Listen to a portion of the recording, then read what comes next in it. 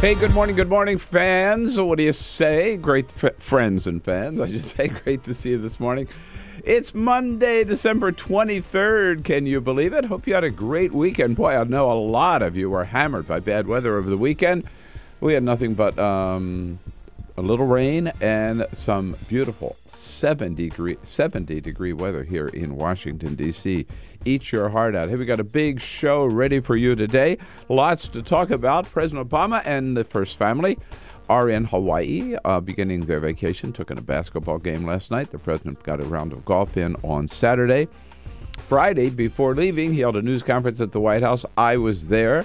The president taking on a whole range of questions on everything from immigration reform to the economy to health care, of course, to Iran. What else did he talk about? Well, overall, 2013 not being such a great year, but 2014, he said, looking ahead, being positive. He thought 2014 was going to be a breakthrough year for this country. In other news, well, it looks like Phil Robertson's suspension from Duck Dynasty is not going to last long. They say now he'll be back on the show in January. And Cracker Barrel, which dropped selling Duck Dynasty products in protest changed their mind and put everything back on the shelves over the weekend. Wimping out. Speaking of wimping out, the NFL is actually planning. They're afraid they might have a blizzard on Super Bowl Sunday, and they're actually planning on maybe playing on Saturday or Monday instead. I thought NFL players were supposed to be tough. I don't know what's going on. Hey, with all of that to talk about, don't forget, you get to join the conversation anytime. Give us a call at 866-55-PRESS or let us know your comments on Twitter at BP Show. We want to hear from you on this two-way street we call our morning talk town hall here on the Bill Press Show. Again, that telephone number, 866-55-PRESS. Let's get right to it. This is the Bill Press Show.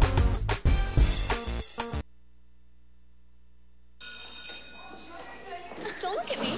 Your hair's a bit frizzy today. Oh, you should pick that up. Oh, you're such a dork, loser. Here, let me help you with that. Oops. Every day, kids witness bullying. Oh, look. Your crush is looking at you. Poor you. They want to help, but don't know how. See, no one here's gonna help you, because no one Teach likes your you. kids how to be more than a bystander. Visit stopbullying.gov. If you drive buzzed, it could cost you around $10,000. You'll face major legal fees, major fines, and steep insurance penalties. You could lose everything. Nothing kills a buzz like getting pulled over for buzz driving, because buzz driving is drunk driving. When some people struggle with their mortgage payments, they become frozen, petrified. Not knowing what to do, they do nothing. But the people who take action are far more likely to get the most positive outcome. Making home affordable is a free government program. Call now to talk one-on-one with a housing expert about the options that are right for you. Real help, real answers, right now. Here at the GED Pep Talk Center, we have pep talkers standing by to get you motivated for your GED diploma. Text the name Terry to 69222 for a sympathetic pep talk. You show people what you really are. Or for a gentle pep talk, text the name Deborah. You know you're going to make people very proud of you. And if that's not enough, text the name Danny for an extreme pep talk. Prove everyone wrong. Show them you're the boss. Get your GED pep talk and find free GED classes. Text the name of the person you want a pep talk from to 69222.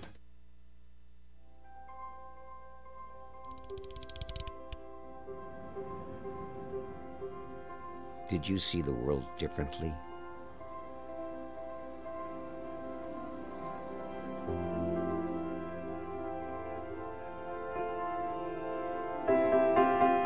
Did you celebrate the victory?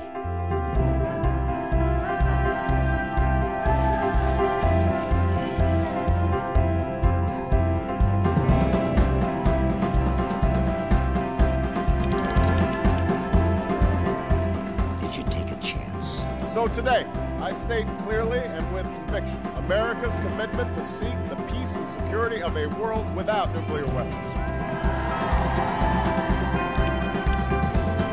Did you stand up against our greatest threat?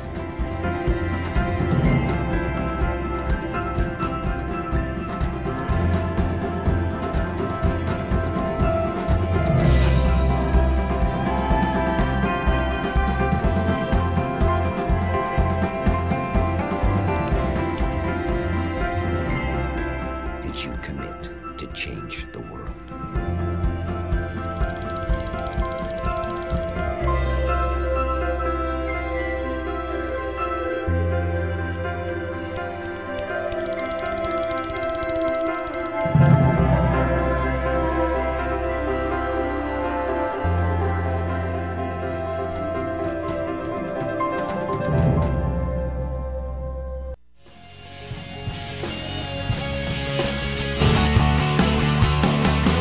Broadcasting around the nation, on your radio, on your TV, and online. This is the Bill Press Show. Hey, only 2 minutes. 2 days 2 shopping days left until Christmas. Oh, man, Monday mornings are tough, aren't they? So get busy. Stores are probably open right now. Get out there and shop, shop, shop. Hey, good morning, everybody. Here we go, December 23rd, Monday. It is the Bill Press Show. Great to see you today. How about it? Hope you had a good weekend. Boy, I know a lot of you were hammered this weekend by bad weather. Somehow it escaped Washington, D.C. Man, we were sitting pretty with about 70 degrees over the weekend and a little bit of rain yesterday and today, but nothing really to deal with. Like most of you had, I saw some 600 flights canceled, another 4,500 or something delayed. Bad accidents everywhere, a lot of snow, a lot of ice, a lot of heavy winds, even tornadoes down in Louisiana. So hope you managed to get through the weekend and hope despite the weather you had a good weekend coming up into the holidays. For us, this is our last day together, for me at least, until 2014. But it's good to be. I'll be taking off on my little Christmas vacation to see my family today. President Obama, of course, is already there out in Hawaii with his family. Got in a round of golf on Saturday, a basketball game yesterday, and out to dinner last night. Already a party time in Hawaii. Again, good to see you today. We're coming to you live on your local progressive talk radio station all across this great land of ours. We're coming to you live also on Free Speech TV. Good to be with you on Free Speech on the Dish Network or Direct TV. And also, our video stream is pumping out there all across the land at TawkrTV, TawkrTV. It's youtube.com/TawkrTV. In studio with us this morning, Peter Ogburn. He started his Christmas vacation, so Elisa Murphy is flying the 747 all by herself.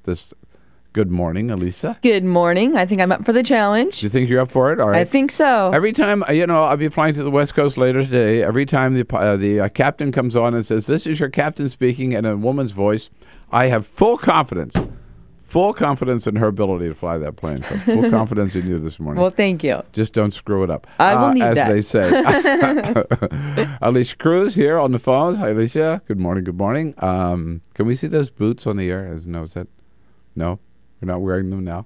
Oh, okay. Well, she had a wild pair of boots on this morning. And Cyprian Bolding is here, keeping us looking good on the video cam.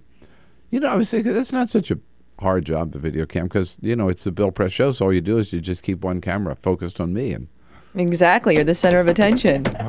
Right? How hard can it be? Don't know about that. At any rate, lots going on. A big sports weekend over the weekend, of course, and I guess the biggest game, the Giants. Too bad Dan were still here. Dan was a big Giants fan. The Giants versus the Detroit Lions went into overtime. And the Giants knocked it out with a 45-yard field goal. Snap is good. Kick on its way. It's got the distance. It is good! And the Giants have beaten the Lions in overtime, 23-20. And the New York Giants get their 6th win of the season. And the Lions have been eliminated from the postseason as the Giants come from behind and win here in Detroit. 23-20, yes, indeed. A field goal with a lot riding on it, and it accomplished a lot for the New York Giants. Okay, today, Kevin Cirilli from Politico will be here in studio with us, a good friend of the program. We'll check in with the National Journal's hotline, as we do every Monday morning. And we'll also be checking in with the leader from the ACLU about their lawsuit against the NSA spying program. One decision last week in the suit filed by Larry Klayman. There's still 2 pending lawsuits, and the ACLU has one of them, a very, very important case. Hey, by the way, I also have to tell you, I tell you, a couple of weeks ago, I saw, last weekend, I guess, Carol and I saw Nebraska, which is a great, great flick. Really recommend you see it. Yesterday, I saw Philomena, and it is phenomenal. Judi Dench gives Just an incredible performance. She's one of my favorite actresses anyway. You can't help but love her. But, yeah, she's so good in this movie. As is the guy, I forget his name, Stanley somebody, who plays the...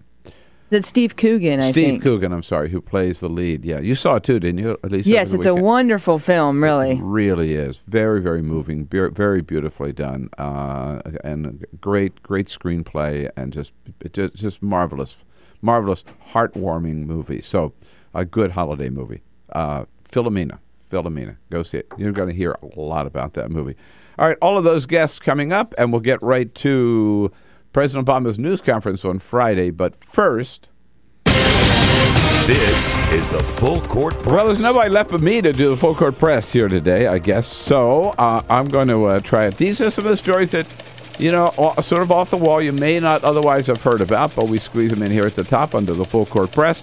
How about this? You would think Justine Sacco, who is one of England's top public relations leaders, would know better, but obviously she didn't. She took off on a little vacation in South Africa on Friday. She can use her iPhone on the plane, and she's on her way to South Africa, and she tweets out, again, this is a woman who specializes in public relations. She tweets out, quote, "Going to Africa.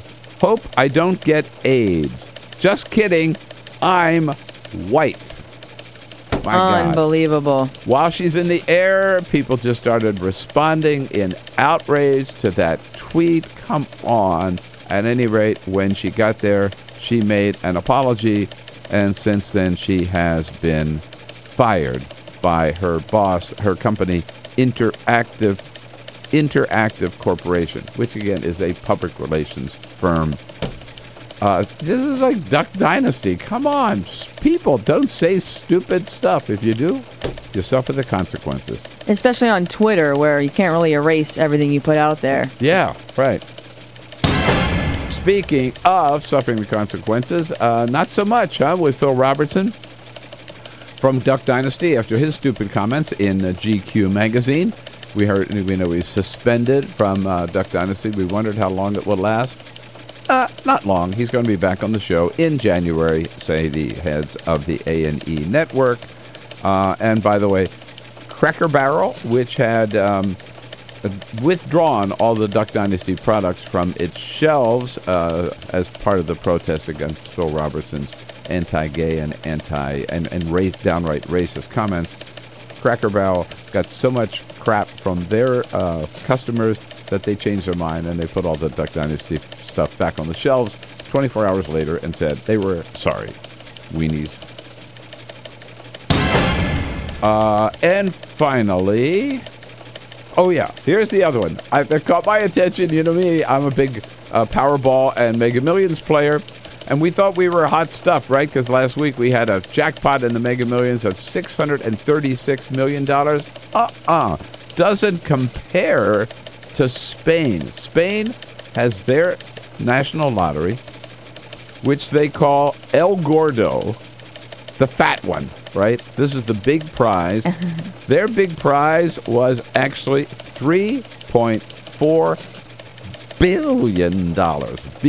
Billion with a B. Billion dollars. 2.5 billion euros. That's $3.5 billion. They give out those numbers. They have a 4-hour show to announce the winning numbers. They drag it out and drag it out. And they said 46 million people watched that program over the weekend. Yeah. So I don't know whether you can buy. I'm going to check into it. I don't know whether you can buy Spanish lottery tickets here in the United States, but if you can, might have to play that one too. All right, that's the Full Court Press. Thank you, Bill. Yes. All right, no problem. Glad to do it. All right, now move on. Yes, indeed, it was a big day at the White House on Friday. You may remember we talked Friday morning and said when I gave you the president's schedule, we haven't seen anything about a news conference Monday, and we always know that tradition is before the president leaves for his holiday break, he meets with the media and takes questions. Well, and just about, so we were wondering what's going on. He didn't do it Thursday. He's got to do it Friday. Nothing was planned, except there was a 2 o'clock news conference, regular press briefing with Jay Carney, which I plan to go to anyhow, as I do every day. Well, about 10 o'clock in the morning, we got word that Jay Carney had been replaced. His boss decided he was going to take over that 2 o'clock slot. And at 2, I was down there with all the rest of the White House press. President Obama walked in, greeted us with the most wonderful news of the year. You know what they say, it's the most wonderful press conference of the year right now. Yeah, so he said, let's do it right now. And I'll tell you, it started out with what I thought was a great question from Julie Pace of Associated Press. The AP usually starts off every presidential news conference. And she said, I'm paraphrasing here, Mr. President, you know, we got the healthcare thing. We still got problems in Syria. You didn't get immigration reform. When you look back at 2013, she said, would you consider this the worst year of your presidency?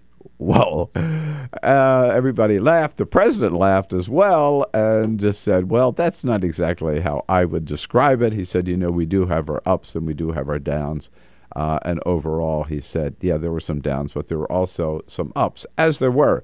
By the way, though, I thought that was a great question. What do you think? Was it look back at 2013. Was it the worst year of President Obama's presidency? 866 so far, 866-55 press. The president talked about a lot of stuff. First of all, he was asked, of course, about health care, and he was very frank, and he admitted in terms that we can understand that they didn't do their job. The fact is, it didn't happen in the first month, first 6 weeks, in a way that was at all acceptable. And since I'm in charge, obviously we screwed it up. We screwed it up. You don't usually hear a president admit that or use that phrase. We screwed it up, he said. But the good side is there are a lot of people who are going to get health care. Since October 1st, more than 1 million Americans have selected new health insurance plans through the federal and state marketplaces. So all told, millions of Americans, despite the problems with the website, are now poised to be covered by quality, affordable health insurance come New Year's Day. Very, very important point. Today, of course, is December 23rd. That's the deadline day. Remember, sign up today if you want. I think the deadline's been extended a little bit for some people, but basically sign up today if you want coverage by January 1. The president talked about he thinks at least 2 million people will be in the system by March. He was asked about the budget plan, budget deal that was reached. And he said again it was a good deal, not everything he wanted. He congratulated Congressman Paul Ryan and Senator Patty Murray for getting it done. And yes, he knows that there is another debt ceiling debate, an issue rather, a time when we're going to have to raise the debt ceiling. That decision is coming up in March.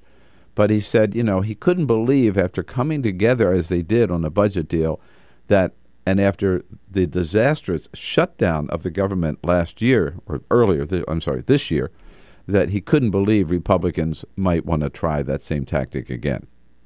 I can't imagine that having seen this possible daylight breaking when it comes to cooperation in Congress, that folks are thinking actually about plunging us back into the kinds of brinksmanship and governance by crisis that has done us so much harm over the last couple of years. And I hope he's right, and I think he's right. It's hard to believe that Republicans would be dumb enough to try that again. We're going to hold, you know, the country hostage again, unless we get our way with some more cuts or whatever before they would raise the debt ceiling. And finally, of course, there were probably the most questions were about NSA, about Edward Snowden. We'll get into those, but just one quick one where the president did say, look, I'm going to look at this report. It just came in, and then I'm going to weigh the recommendations, some up and some down. I even had a conversation with National Security Advisor Susan Rice Saturday evening at a little holiday party about her leading this effort to assess this report. And the president said he will be there with a major speech announcing his recommendations in January. going to be working on that over the holidays. More about the president's news conference coming up. In the meantime, what do you think? Was it Obama's worst year ever? Boy, I hate to think of I can't think of a worse one. There were some good things too, and let's talk about that. But he had a lot of hurdles, a lot of obstacles to overcome in 2013. Healthcare being number one. 866-55-PRESS. Good Monday morning. Let's talk about it here on the Bill Press Show. This is the Bill Press Show.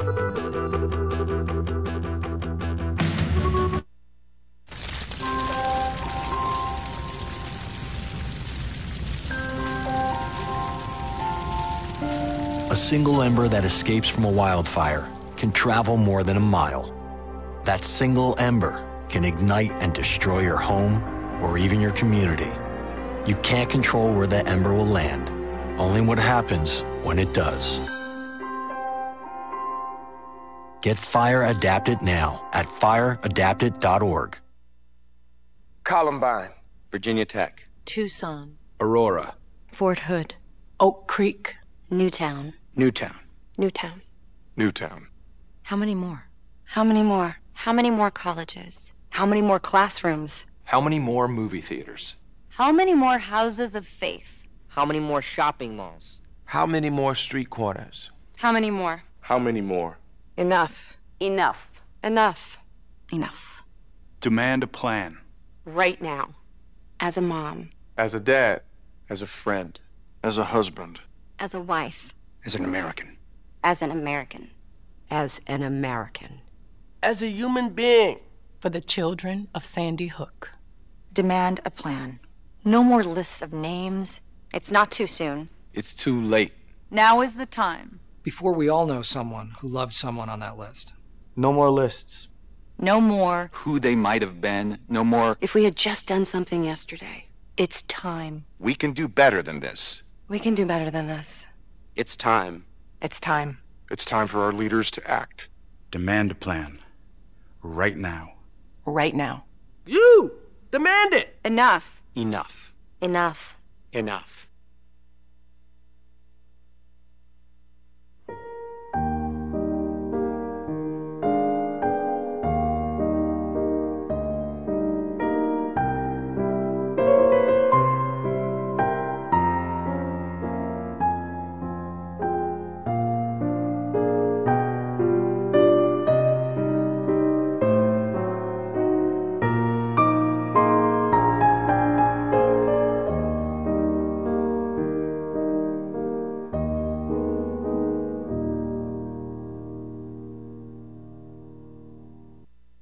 None of us would want to be told we can't marry the person we love. As Americans, we believe in freedom. That's what I fought for as a Marine, and that's what we believe in as Republicans. Freedom means freedom for everyone. I didn't used to understand the importance of same-sex marriage, but after learning my brother was gay, I wanted the same rights for him. He was the best man at my wedding, and I want to be the best man at his. It's only fair that Calvin should have the freedom to marry the person he loves, too. It's time for marriage.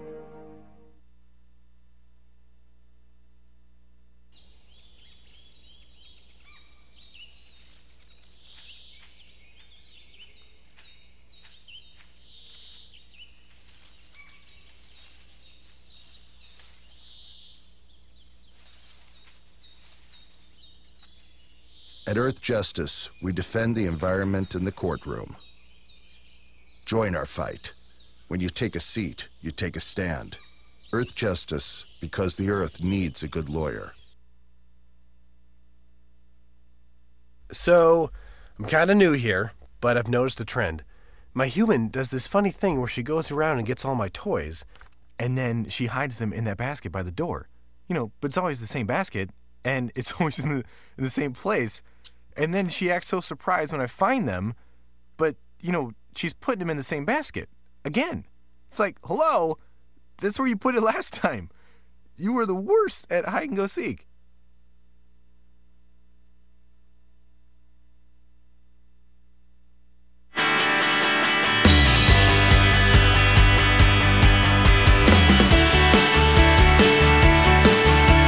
Seen on Free Speech TV and online on TawkrTV. This is The Bill Press Show.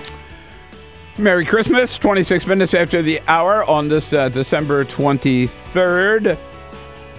President Obama, was it his, how would you answer that question? Was 2013 his worst year ever? The president said, well, I wouldn't characterize it that way, but we did have our ups, we did have our downs. What are the ups, what are the downs as far as you're concerned? As you see it, 866-55-PRESS. And most importantly, the president looking ahead did say, for a lot of reasons, one of which was the budget deal, the other of which was the improving economy, at least for those two reasons and others, that he thinks 2014 is going to be a very good year for this country. And he called it possibly a breakthrough year for the United States.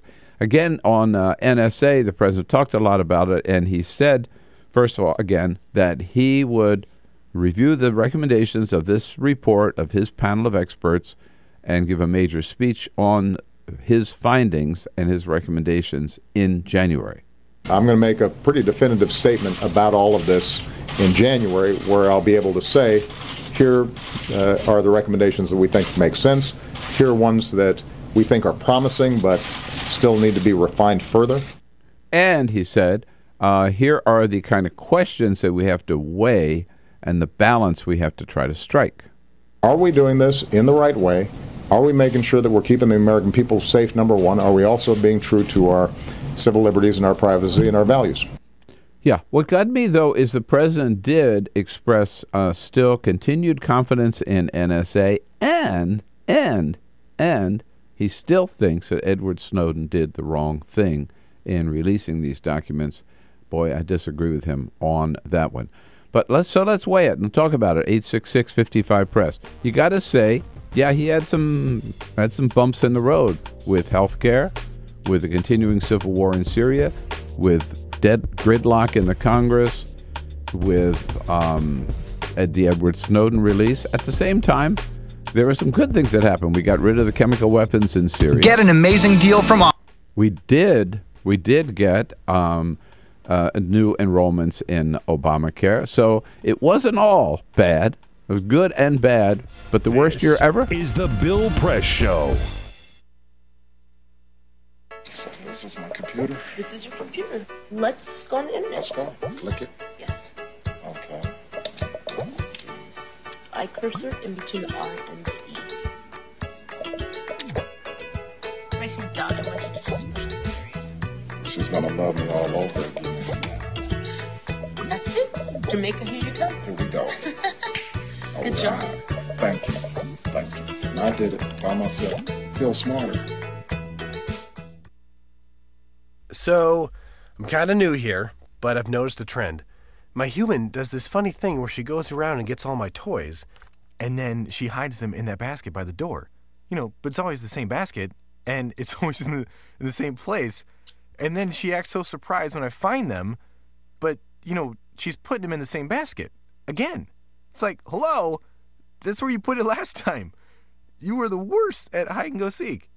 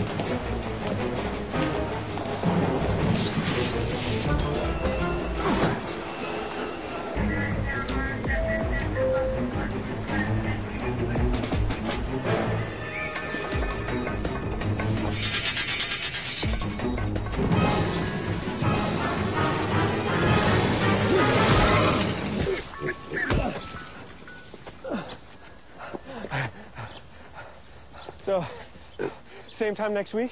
Well, of course. Put away a few bucks, feel like $1 million. For free tips to help you save, go to Feed the Pig.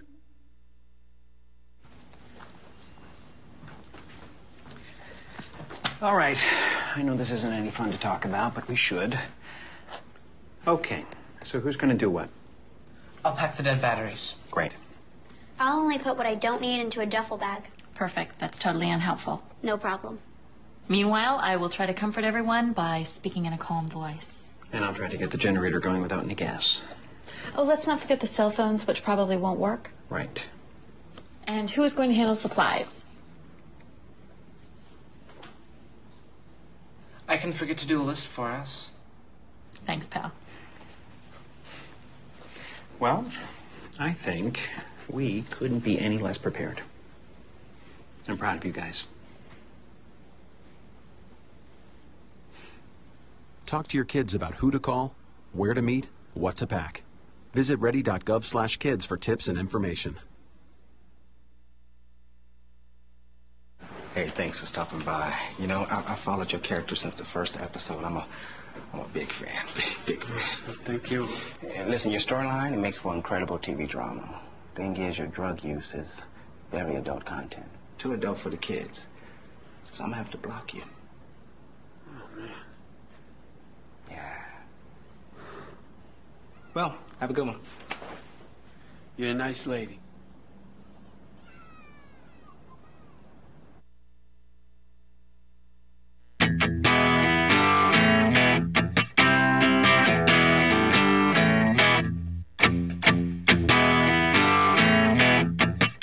Seen on Free Speech TV and online on TawkrTV. This is the Bill Press Show. Here we go at 33 minutes now after the hour on Monday morning, December 23rd. Good morning, good morning, good morning. Great to see you today. Thank you so much for joining us. It is the Bill Press Show. We're coming to you live from our nation's capital, in a studio here on Capitol Hill in Washington, D.C. 2013, was it President Obama's worst year ever, or did he actually get some things accomplished that he's not getting credit for? 866-55-PRESS. The president himself has one message for you this morning. Have a great holiday, everybody. Appreciate you. Merry Christmas. Merry Christmas. Happy New Year. He didn't say there, Mele Kaliki Mama. Kaliki Maha, right? Mele Kaliki Maha, which is Merry Christmas in Hawaii. But he was a good mood when he left the news conference, and he went right out to Andrews Air Force Base and hopped on Air Force One and over for that long, long flight to Hawaii, getting in just a half an hour early Friday night. They were supposed to land at midnight, 5 minutes after midnight, and landed just a little after 11:30 p.m. Hawaii time. We are, again, coming to you live from Washington, D.C. today, Monday, December 23rd, brought to you today by the Laborers International Union of North America, the good men and women of the Laborers Union under President Terry O'Sullivan, who is our guest here on Friday. Building a Better America, that's their website, LIUNA, L-I-U-N-A, buildsamerica.org. Again, it was really striking at the White House to see the president. It was about an hour and 15 minutes that he was there taking questions. Started out with a good, positive report on the economic growth that we have seen in this country. The fact that the economy still is chugging along. The fact that unemployment is down now to 7%.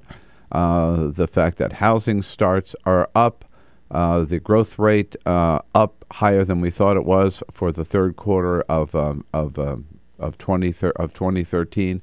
So the president's a rosy picture of the economy. And again, I thought the key phrase coming out of that news conference was on the economic front, on the political front, meaning the chances of getting things done in Congress. The president said he thinks that 2014, looking at immigration reform, looking at climate change, looking at education and other priorities, that 2014 could be a breakthrough year for the American people, which would be great of course, indeed. Again, a lot of questions about NSA, and I think the one thing that struck me and a lot of others there at the news conference is, despite all the criticism from foreign leaders, despite all the criticism from members of Congress and intelligence experts and civil liberties leaders here in this country, the president still seems to feel that the NSA's spying program is necessary, is legal, and is effective. And the president still believes that Edward Snowden did the wrong thing in letting these documents become public. Again, at the news conference, when he was asked whether he might consider amnesty for Snowden, the president said, look, this is a legal matter. He's been charged with some crimes. He is wanted by the authorities, so I can't comment on that aspect of it. But he's still said he thinks that Snowden did harm to this country. The way in which these disclosures happened have been damaging to the United States and damaging to our intelligence capabilities. And I don't see how he comes to that conclusion. Let me put it this way, and this is the question, had I had a chance, that I would have asked the president. Wouldn't you have to admit, though, the president says we need a national conversation about intelligence gathering and how we balance going after the terrorists on the one hand and getting all the information we need to track them down and protecting our Americans' right of privacy at the same time. He says we need a national conversation about that. But isn't it true? We would not be having, and we're having it now, and he thinks it's good that we're having this now. Isn't it true that we would not be having this conversation? There would not be any judge's decision last week. There would not be any panel of experts appointed by the president to look into this what NSA is doing. There would not be any report from this panel for the president to weigh over the next 6 weeks. And I'd add one other thing. We wouldn't even know what NSA was up to if it weren't for Edward Snowden. So don't you have to come to the conclusion that this guy did us a public service by letting us know what NSA was doing and prompting this conversation? I don't think there's any doubt about that, and I don't see how the government can continue to pursue Mr. Snowden as an outlaw. I'm not saying they have to build a national monument to him, but just recognize that what he saw, he knew was wrong. He knew the American people had a right to know about it, and he released those documents, as any good whistleblower would. Back to the central question. Again, your comments welcome at 866-55-PRESS, whether or not you think this was the worst year for the president. I think he got it about right when the president said, well, actually, I think you were both right. I do think, looking at 5 years of his presidency, this was the worst of the 5. But at the same time, it wasn't all bad. There was some good and there was some bad. As it started just before the break, and your thoughts again, welcome at 866-55-PRESS. Yes, the civil war in Syria continued now into its 3rd year. Yes, there was gridlock in Congress that tied us up from one, it's ensnared us in one fiscal crisis after another throughout 2013, making it almost impossible to get anything else done, including immigration reform, the one great hope of 2013, the one thing we all thought we could accomplish because so many Republicans as well as Democrats were willing to tackle that, and nothing done on that front. Nothing done on gun safety, even though coming out of December 14, 2012, and Newtown, we really thought that 2013 was the year we would see some new, sensible, down-to-earth gun safety recommendations. No, didn't happen. for the president, the release by Edward Snowden of these documents certainly created a lot of problems for him. And then, of course, there was the rollout of healthcare.gov, which the president himself admitted, right, where they screwed up. So, yeah, it's easy to list all of those bumps in the road, all of those problems. At the same time, when I look at it, look at Syria. Civil war continues. Yeah, but we got rid of the chemical weapons. That was a big deal. Look at Congress. Yes, for the most part, they were locked in gridlock, but at the very end, we got a budget deal. We got a deal. That is worth mentioning, and that is worth taking some credit for.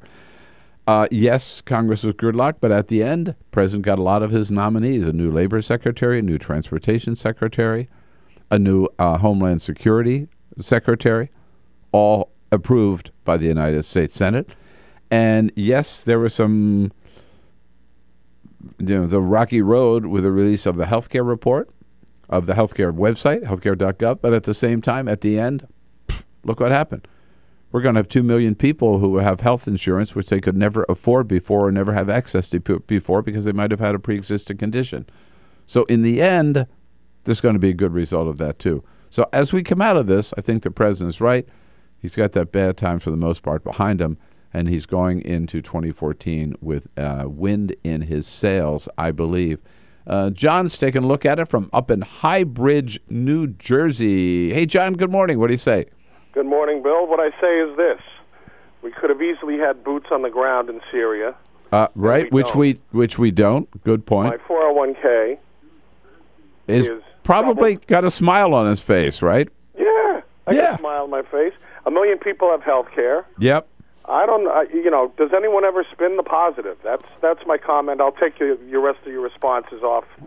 Good enough, John. Appreciate that. I think just before your call, you heard my spinning the positive. I think you can, yes, we have to acknowledge and should not try to bury the problems that the president faced in 2013, but you got to recognize, again, got rid of serious chemical weapons. That's a big plus for the president.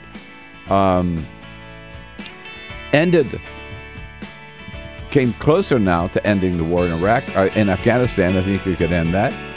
The president got several of his top nominees approved at the end of the year. We did get a budget deal, and there are going to be 2 million people enrolled in health care. Health insurance, could never have it before. And as John mentioned, the Dow and the S&P, record highs. I think there's something like 45 new records set by the Dow in 2013.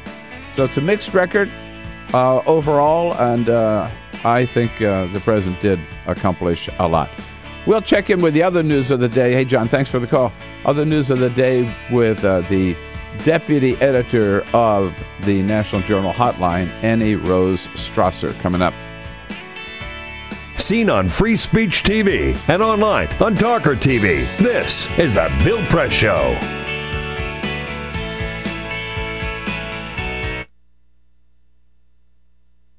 It is possible to read the history of this country as one long struggle to extend the liberties established in our Constitution to everyone in America. In other words, who, according to our laws and culture, gets to be considered a person? The law creates legal personhood, and movements create law and change culture. So, how have the courts passed laws to shape our culture? That history goes way back before Citizens United. 1819, Dartmouth College versus Woodward, Supreme Court case, turned a corporate charter from a government-granted charter to a contract. This ruling gave corporations standing within the Constitution.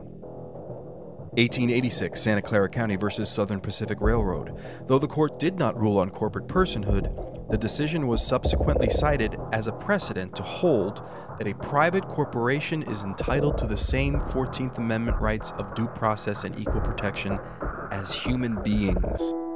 This makes it impossible for us to make laws that treat local businesses any differently than giant multinational corporations, even if their business practices are deemed to be harmful to workers, the environment and communities, or if they have a history of violating the law. Hale versus Henkel, 1906. The court granted corporations the Fourth Amendment search and seizure protection.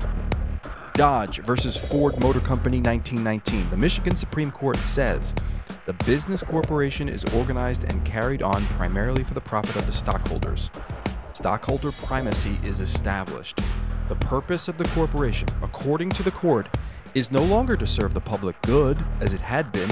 It is now to maximize profit for shareholders above all else.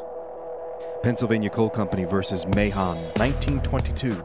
Corporations get the Fifth Amendment takings clause, meaning if you pass a regulation that impacts a corporation's ability to make a profit, that is deemed a taking, and they can sue for the right to future profits lost. This creates a chilling effect, and local and state governments become much more hesitant to pass laws in the public interest for fear that corporations can claim loss of potential profits that cities and states will be on the hook to pay. Buckley versus Vallejo, 1976. The Supreme Court rules that spending money to influence elections is protected under the First Amendment, in effect saying that money is speech. Citizens United versus Federal Election Commission, 2010. Today, the Supreme Court of Chief Justice John Roberts declared that because of the alchemy of its 19th century predecessors in deciding that corporations had all the rights of people, any restrictions on how these corporate beings spend their money on political advertising are unconstitutional. The court's ruling threatens to undermine the integrity of elected institutions across the nation. It's a rejection of the common sense of the American people.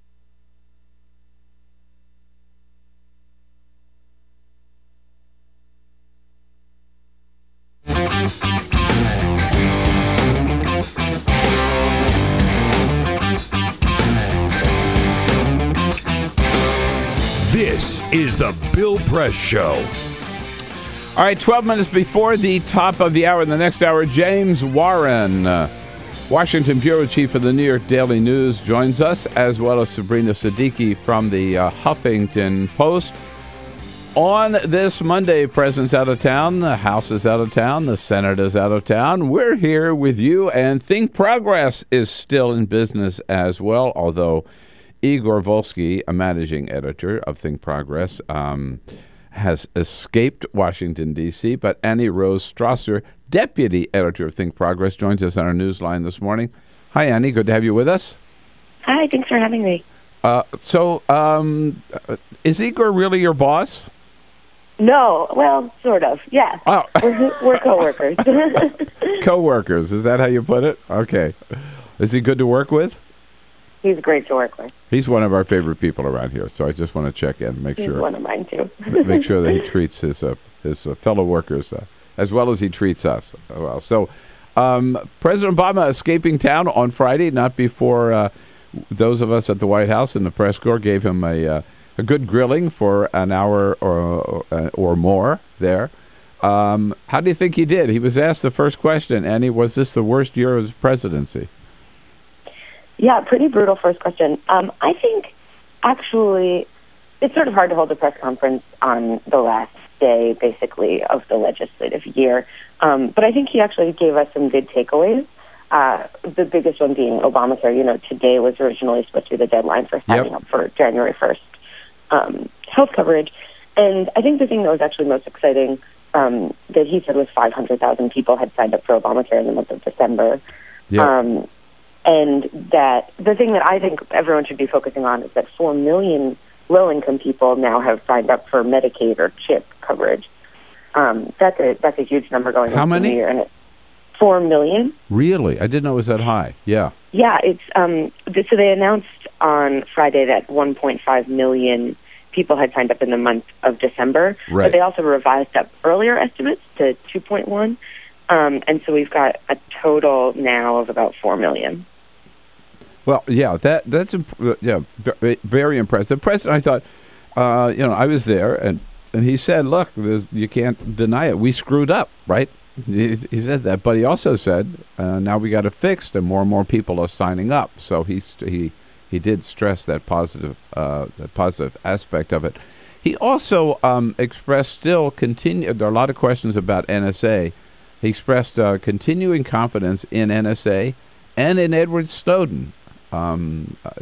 Didn't want anything to do with any idea that they might give Snowden amnesty. Which I'm sure. Go ahead. The recommendations came out last week for the NSA, and I think it's something that everyone's still struggling with. I'm glad to see that it came up, but I think we'll really know what's going to happen in January. Yeah, when the president has a chance to review all of those recommendations. I noticed, looking last night at your website, the president was not asked about Duck Dynasty, by the way, on Friday. But somehow Mike Huckabee, as you've reported, found a way to drag President Obama into the Duck Dynasty, or tried to, right? Yeah, it's sort of amazing to me that this has become a mantle for the right. It's a reality TV show. I think we all sort of can laugh at how seriously we're taking it. But it's true, it's become sort of a flashpoint for conservative ideology. And Mike Huckabee, who, has sort of become one of the spokespeople for Tea Party conservatism, went on to Fox News Sunday and actually talked about it and said that it was something that Barack Obama had to weigh in on, basically, that it's become sort of a big enough problem that even Obama, needs to somehow step in and allow free speech, as it were. Yeah, no, he said that, Huckabee claiming that all Phil Robertson was giving the biblical view of marriage and family, and that anybody who expresses that in this country is being persecuted. Which is just total nonsense. But of course, we remember what Mike Huckabee's plans are in 2016. So any way he can get that kind of attention. Annie Rose Strasser again joining us from ThinkProgress, thinkprogress.org.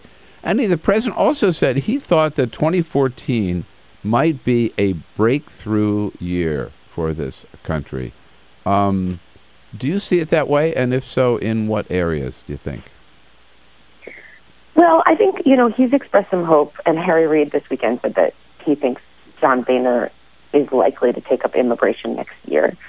That's something that I think could be a win in 2014, though I have to say, honestly, I'm a little skeptical. Mm-hmm. An election year, of course, is the best time to sort of remind people that it's important to get a Latino voter base, and immigration is a way to sort of win the favor of Latino voters. The other thing that I think could happen in 2014 is just sort of seeing the economy rebound in a very serious way. The last couple of weeks have brought a slew of news about breaking records, having our economy pick up in all sorts of ways, the GDP, our unemployment rate. 2014 could be the year to actually see a real recovery that we haven't seen yet. Yeah, and it looks that way. The signs are all good here at the end of the year. We keep going in that direction. We will definitely have a boom year in 2014. Let us hope so. From the president's lips to God's ears, huh? Annie Rose Strasser from ThinkProgress. Hey, Eddie, Merry Christmas. Thanks for joining us. Okay. Merry Christmas. Thank you so much. All right. I'll talk to you again soon. And, of course, Igor Volsky will be back with us when we are back with all of you here on The Bill Press Show. This is The Bill Press Show.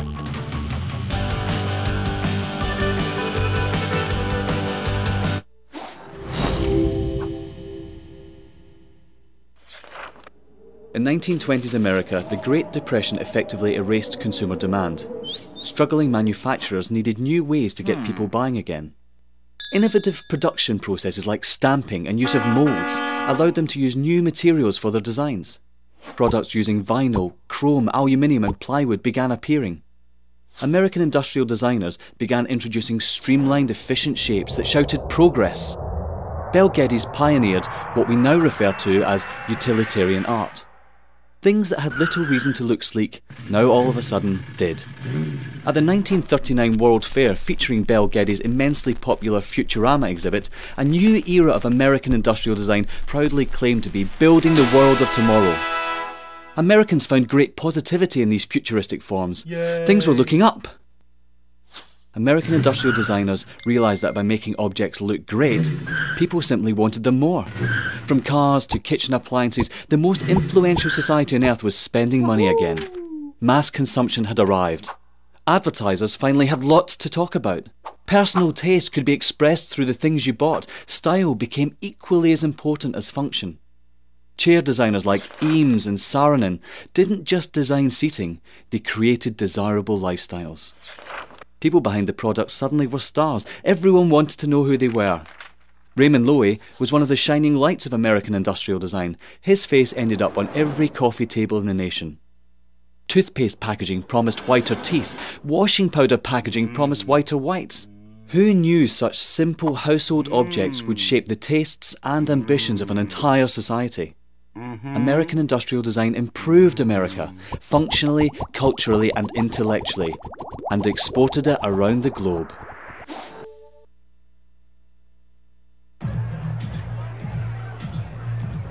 If you drive buzzed, it could cost you around $10,000.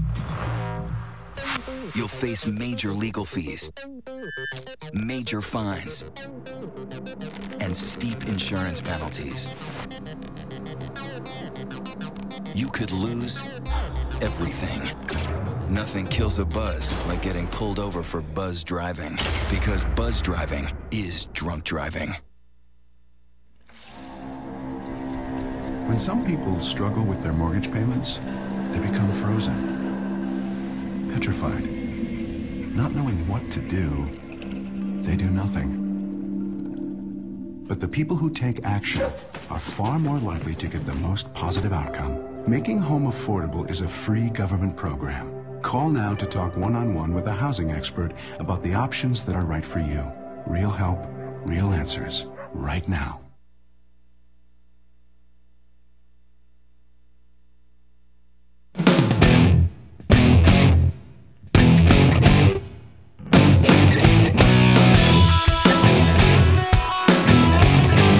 Is the Bill Press Show.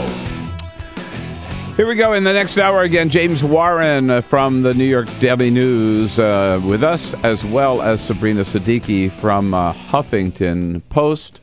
You know, I just was asked by Politico if I might weigh in with my New Year's resolutions for 2014. And I decided I've got 3 of them. I'm going to run the New York Marathon. I'm going to give up martinis, and I'm going to say nothing but nice things about John Boehner and Mitch McConnell. And I say all of those things confident I'll break all 3 resolutions in the first week of 2014. All right. This back is with the 2 more Bill hours. Press Show. You wouldn't let money just blow out of your house. So when your AC or heater is on, make sure the doors, windows, and fireplace flue are shut tight. If you're headed out, turn down the AC or lower the heat by 10 degrees. And always keep your water heater set at 120. A little bit of common sense goes a long way. Get more great tips at energysaver.gov. So, I'm kind of new here, but I've noticed a trend. My human does this funny thing where she goes around and gets all my toys, and then she hides them in that basket by the door. You know, but it's always the same basket, and it's always in the same place. And then she acts so surprised when I find them, but, you know, she's putting them in the same basket. Again. It's like, hello, that's where you put it last time. You were the worst at hide and go seek.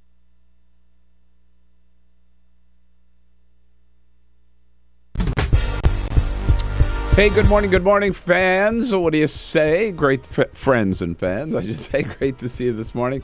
It's Monday, December 23rd. Can you believe it? Hope you had a great weekend. Boy, I know a lot of you were hammered by bad weather over the weekend. We had nothing but a little rain and some beautiful 70 degree weather here in Washington, D.C. Eat your heart out. Hey, we got a big show ready for you today. Lots to talk about. President Obama and the first family are in Hawaii, beginning their vacation. Took in a basketball game last night. The president got a round of golf in on Saturday. Friday, before leaving, he held a news conference at the White House. I was there. The president taking on a whole range of questions on everything from immigration reform to the economy to health care, of course, to Iran. What else did he talk about? Well, overall, 2013 not being such a great year, but 2014, he said, looking ahead, being positive.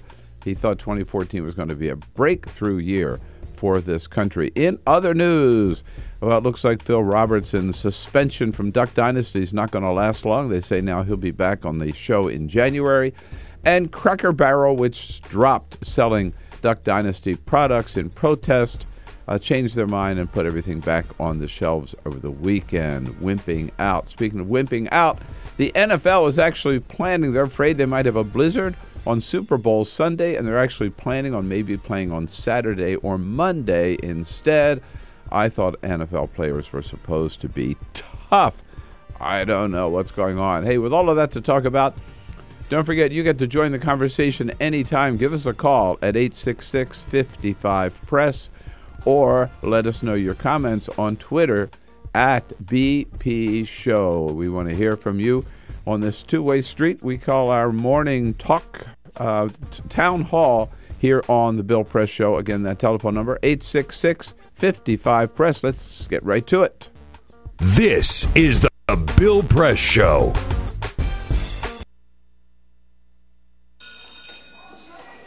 Don't look at me. Your hair's a bit frizzy today. Oh, you should pick that up. Oh, you're such a dork, loser.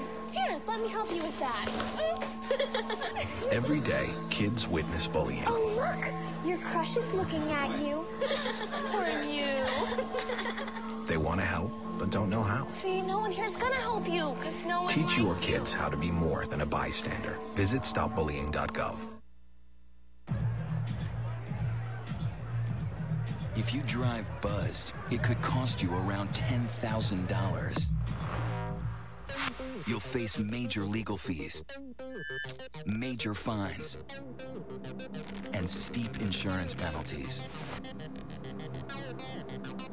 You could lose everything. Nothing kills a buzz like getting pulled over for buzz driving, because buzz driving is drunk driving. When some people struggle with their mortgage payments, they become frozen, petrified. Not knowing what to do, they do nothing. But the people who take action are far more likely to get the most positive outcome. Making home affordable is a free government program. Call now to talk one-on-one with a housing expert about the options that are right for you. Real help, real answers, right now. Here at the GED Pep Talk Center, we have pep talkers standing by to get you motivated for your GED diploma. Text the name Terry to 69222 for a sympathetic pep talk. You show people what you really are. Or for a gentle pep talk, text the name Deborah. You know you're going to make people very proud of you. And if that's not enough, text the name Danny for an extreme pep talk. Prove everyone wrong. Show them you're the boss. Get your GED pep talk and find free GED classes. Text the name of the person you want a pep talk from to 69222.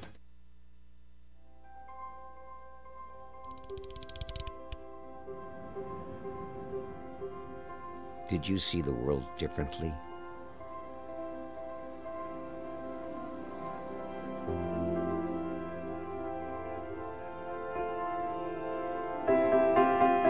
Did you celebrate the victory?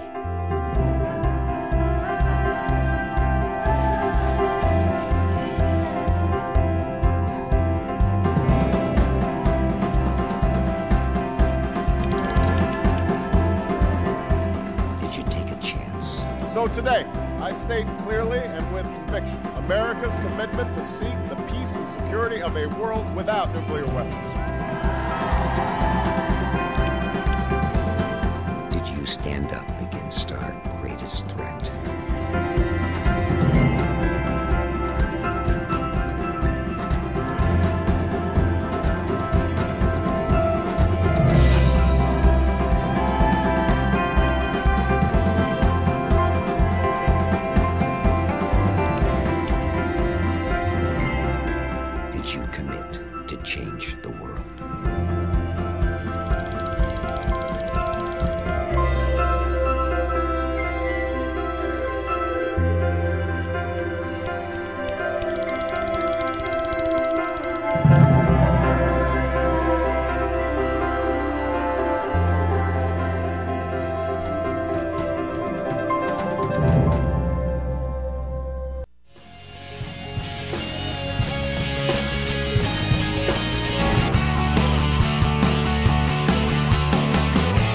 broadcasting around the nation, on your radio, on your TV, and online.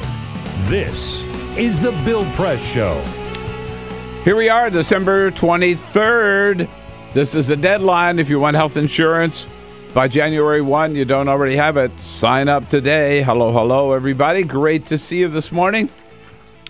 It is Monday, December 23rd, and this is the Bill Press Show, coming to you live on your local progressive talk radio station, coming to you live on Free Speech TV, coming to you live on TawkrTV, our video stream at youtube.com/TawkrTV. Hope you had a great weekend. We're not hammered too hard by that bad weather that ripped through good parts of the country, everything from ice and snow to heavy winds and tornadoes. Here in Washington, D.C., we escaped with a little bit of rain and temperatures that were like a spring day, 69 degrees yesterday here in Washington, D.C.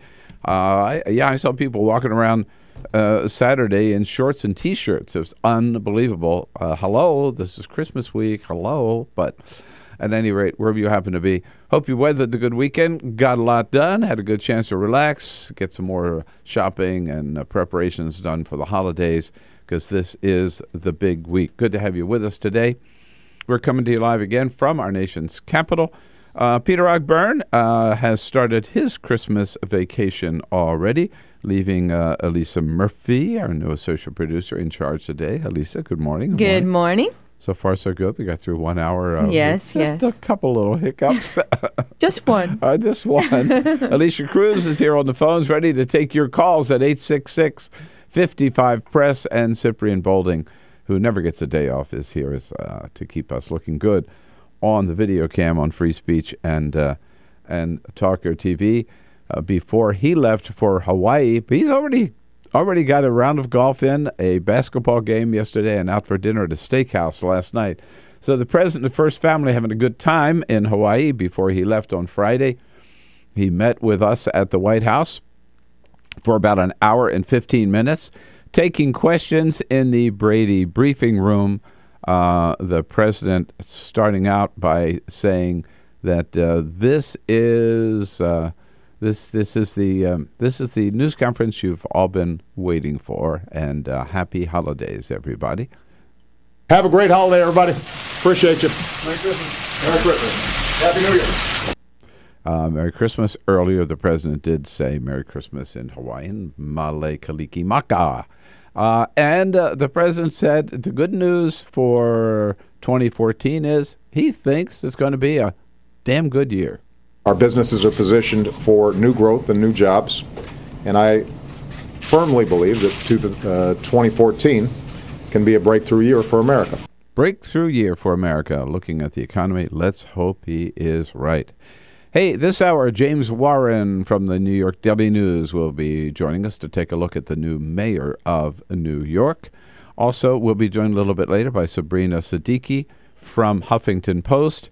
And then in the next hour, Kevin Cirilli from Politico and a staff attorney for the ACLU to talk about their lawsuit against NSA and the spying program and how that shapes up after the big news of last week.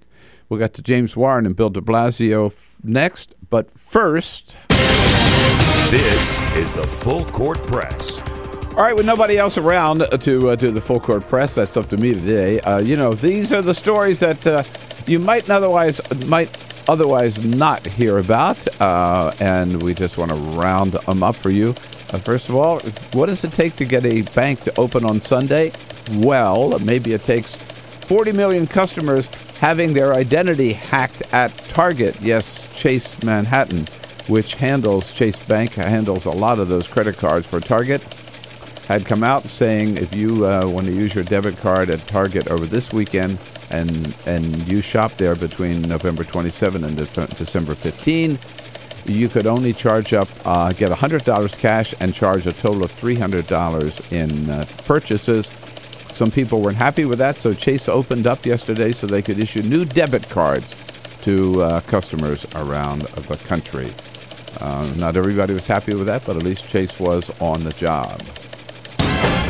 Yeah, how about this? Speaking of on the job, NFL says they're afraid they may not play the Super Bowl on Sunday, February 2nd, because a blizzard, Farmer's Almanac predicts a blizzard for that day. So already on December 23rd, they are preparing, they have a plan B for the next year's Super Bowl, that they would play it. If it still looks like there's going to be a blizzard on Sunday, at the last minute they'll make the call. They could play the game on Saturday or on Monday or Tuesday of the following week. I can't believe the NFL is wimping out. There's a blizzard, so what? It's an outdoor stadium, so what? Maybe Super Bowl Tuesday. You play. It could be Super Bowl Saturday, yeah, or Super Bowl Tuesday. I just think they ought to play, no matter what the weather. But anyhow, I don't have to play.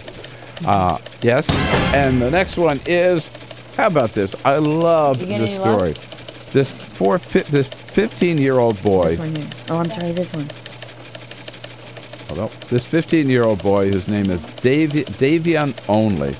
The poor kid, he was born in prison, raised in foster care.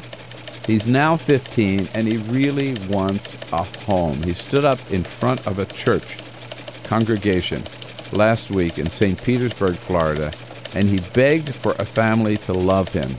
He told the congregation, "I'll take anyone, old or young, dad or mom, black, white, purple, I don't care. I would really be appreciative, the best I could be." Many people in that congregation in tears. And one person has reached out to embrace this young man. He is the receiver for the New York Jets, David Nelson, who has invited him up to New York City to take in the Jets game. I guess that was yesterday. Yeah, that was yesterday in New York. Yesterday in New York, and he spent the entire weekend showing him the sights of New York City. What a great, great gesture for this holiday season. It's a beautiful story. Beautiful story, and I hope that little 15-year-old finds a new home. All right, well, we have a new mayor in New York who's got some lessons to learn, maybe from a not-so-new mayor anymore in Chicago. James Warren is the Washington bureau chief for the New York Daily News. A good, long-time friend joins us on our news line this morning. Hello, James. Good morning. First of all, I want to know how many people under the age of 60 understand that sound in the background just now. I felt like I was back in the age of Walter Winchell. Yeah, with the old ticker type, right? Yeah. How about that? No. I mean, it was when I started out in the business in a newspaper in Newark, New Jersey. Yeah, it was it was the ticker, and he wanted to know what the score was of the Yankees game or Cubs game or whatever. Right. You'd walk on. There was a world before laptops and cell phones, and you walked over to the sports ticker, and it rattled out at a one little digit at a time. And when I started, one of my first big jobs working for Governor Brown in Chicago, in Sacramento, right? I can remember we would go, the governor would hold a news conference. We would go back to the governor's office and gather in the press secretary's office, the governor's press secretary and I, and watch that AP ticker until the first story about the news conference came across the wire. Yeah. And we would rip it and read it. And if the governor didn't like the lead, he would call the reporter and complain and get him to change it. Or at least try to get him to change it. And the people who were running back to their office from the press conference and writing that story were undoubtedly sitting down where they had a box of typing paper on one side of the desk and a box of carbon paper on the other. Oh, God. And would make duplicates or triplicates of their story by using carbon paper. How old we are, James. Oh, we shouldn't be talking about that. Anyhow, hey, good to talk to you this morning. I really loved your story about Bill de Blasio. When will he be actually sworn in? He takes over, I think, New Year's Day. New Year's Day. Yeah. Okay. You pointed out, because, of course, you were for many years with the Chicago Trib, that Bill de Blasio might learn some lessons from Rahm Emanuel. But they're two really different personalities, aren't they? Yeah, totally different. And they also seem to bring dramatically different skill sets. Emmanuel is for 25 years or so has been operating in sort of the highest levels of American politics and government as an operative and as a presidential aide. He was perhaps the key fundraiser who saved Bill Clinton's butt during the fabled New Hampshire primary, where all the salacious allegations came out about a woman back in Arkansas named Jennifer Flowers, and it looked like his campaign, maybe his career, was heading south very quickly. That prompted the at the time famous interview on 60 Minutes with him and his wife Hillary Clinton.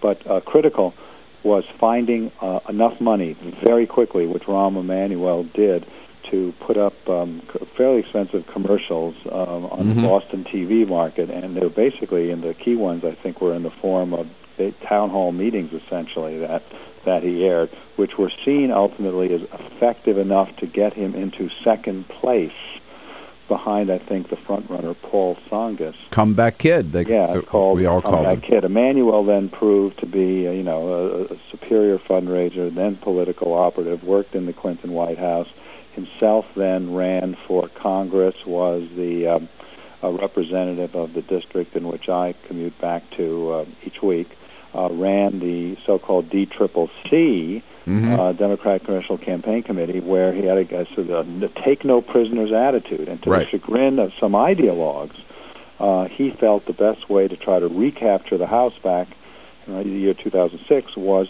to recruit moderate, in some cases pro-guns, and anti-abortion Democrats. Well, it worked. It worked. Yeah, they took over the House, and Nancy Pelosi became Speaker. He was hailed. One of the benefits he got was he was then named by a new Democratic president, Barack Obama, as his chief of staff. And then after two rather tumultuous years there, and he's a bit of an acquired taste. He's very bright. He's also very abrasive. He decided to come back and run for mayor of Chicago, and unexpectedly, the mayor of 22 years, Richard M. Daley, retired. And so it's been a pretty eventful 2 years where he has been quite decisive, made a fair number of enemies, particularly with unions. He came right out of the box swinging at the Chicago Teachers Union, which had no surprise been a powerhouse in this town for a long time, largely due to his conclusion, generally accepted, that there had to be major change, notably in what was, at the time, the shortest school day and the shortest school year of any major public school system in the country. He arbitrarily made that day longer and made that year longer. Let me ask you this. Do you see that kind of toughness in Bill de Blasio? Or is that something he can learn from Emmanuel? Well, I think he's got a totally different style. In my studying him, sort of a bit more of an Obama-like penchant to try to sort of be a community organizer type, sit folks in the room, see what sort of commonality they can come to. And in studying de Blasio, a story I did, a short period of his life which no one's really looked at. The only time he's ever been really a federal official, he was New York, New Jersey region director for the HUD, Department of Housing and Urban Development. And in that, it meant he had to spend a lot of time at dilapidated, poverty-stricken housing projects. And he got pretty good grades. He wasn't he was really a messenger for policy, but the style in which he handled a lot of very, very difficult, fractious situations in which people just happened to hate the federal government, they were unhappy with their mice-laden, decrepit buildings, he did quite well. So I think he's got the sort of soft touch that I think is somewhere in the mix of being a great mayor. Rahm Emanuel has never been accused of having. So I think that's one of the things he can learn. And also, Bill, learning to pick your enemies correctly. I think Rahm Emanuel has made a big mistake. He kind of demonized the teachers union, suggested that most of the problems of urban education resulted from their intransigence.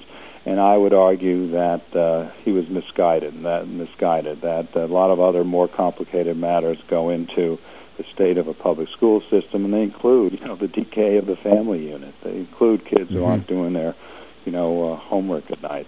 They include the huge concentrations of poverty in the city, which have really no counterpart in New York City.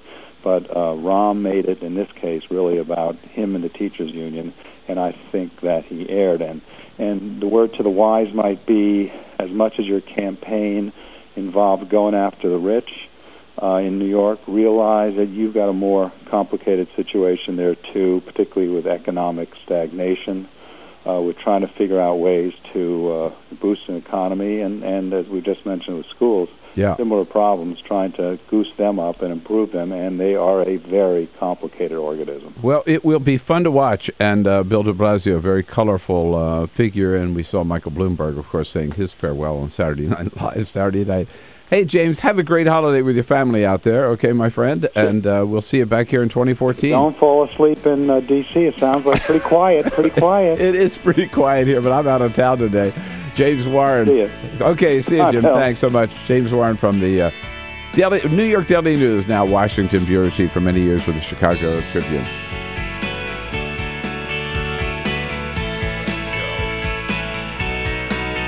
This is the Bill Press Show.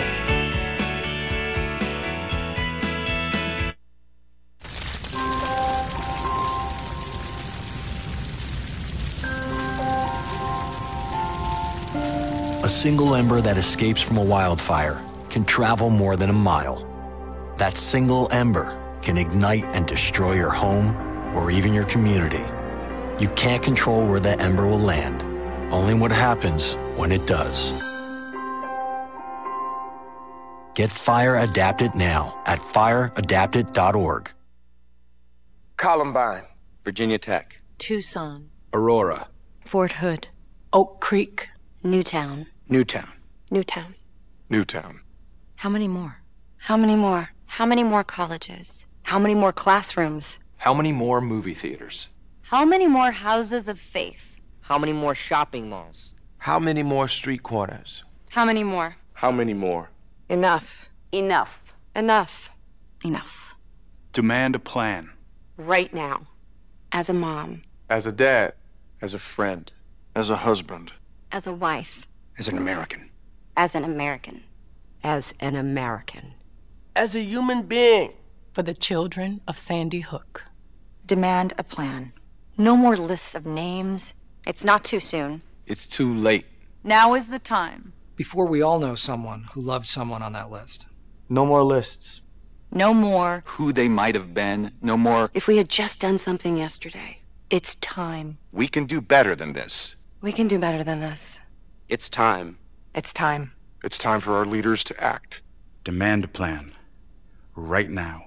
Right now. You! Demand it! Enough. Enough. Enough. Enough.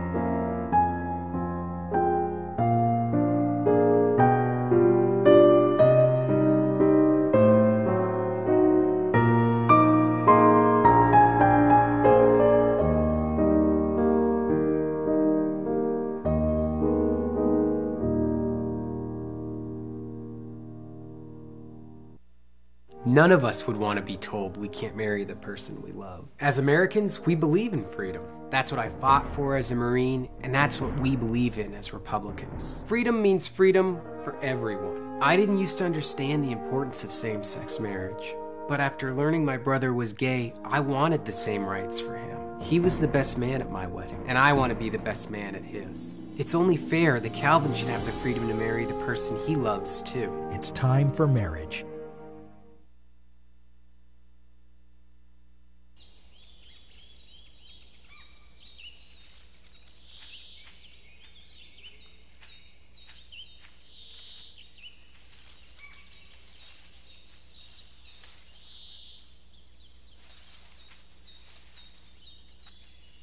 At Earth Justice, we defend the environment in the courtroom. Join our fight. When you take a seat, you take a stand. Earth Justice, because the Earth needs a good lawyer. So, I'm kind of new here, but I've noticed a trend. My human does this funny thing where she goes around and gets all my toys, and then she hides them in that basket by the door. You know, but it's always the same basket, and it's always in the same place. And then she acts so surprised when I find them, but, you know, she's putting them in the same basket. Again. It's like, hello, that's where you put it last time. You were the worst at hide and go seek.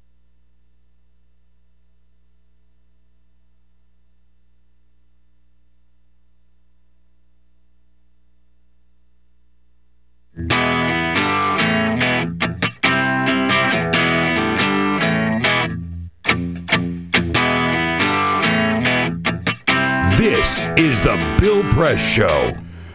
Okay, here we go. Just about 27 minutes after the hour on a Monday morning, December 23rd. Sabrina Siddiqui from Politico joining, Huffington Post joining us in the next segment, next half hour. You know, this is the time of year, think about this as we go through the rest of the program. When there are all these lists that come out, the one that always interests me because I enjoy looking back at the year and reminding ourselves about all the big stories of the year. And I was just looking at some of these lists during the break. The top 10 stories of 2013 in no particular order, and maybe you might want to add to this list, but the ones that I saw, certainly Boston Marathon bombing. We spent a lot of time on that. Pope Francis elected in 2013. Syria, one of the big stories we continue to cover, both the continuing civil war and getting rid of the chemical weapons in Syria. The birth of Prince George got a lot of attention, and the death of Nelson Mandela this last month here. A lot of attention. Edward Snowden, of course, top newsmaker with his revelation of the NSA phone tap spying program. The launch of healthcare.gov. Temporary disaster. They got it fixed now, but certainly a rocky start. The downfall of Paula Dean. The trial of George Zimmerman. And the government shutdown. Those are the 10 big ones that I see in 2013. Think about that. We'll talk more about some of the ones you may want to add to the list. Back with Sabrina Siddiqui. This is the Bill Press Show. So this is my computer. This is your computer. Let's go on the internet. Let's go. Click it. Yes. Okay. I cursor in between the R and the E. Pressing down, I want you to just push the period. She's gonna love me all over again. That's it. Jamaica, here you go. Here we go. Good job. Thank you. Thank you. And I did it by myself. Feel smarter. So, I'm kind of new here, but I've noticed a trend. My human does this funny thing where she goes around and gets all my toys, and then she hides them in that basket by the door. You know, but it's always the same basket, and it's always in the same place. And then she acts so surprised when I find them, but, you know, she's putting them in the same basket. Again. It's like, hello, that's where you put it last time. You were the worst at hide and go seek.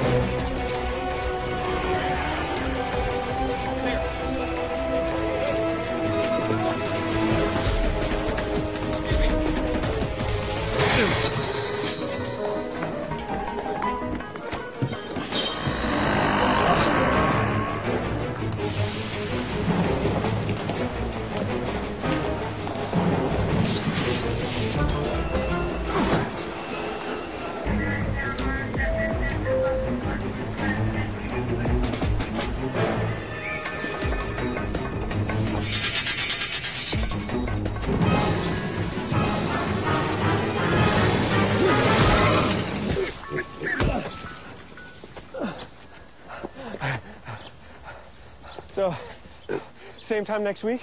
Well, of course. Put away a few bucks, feel like $1 million. For free tips to help you save, go to Feed the Pig.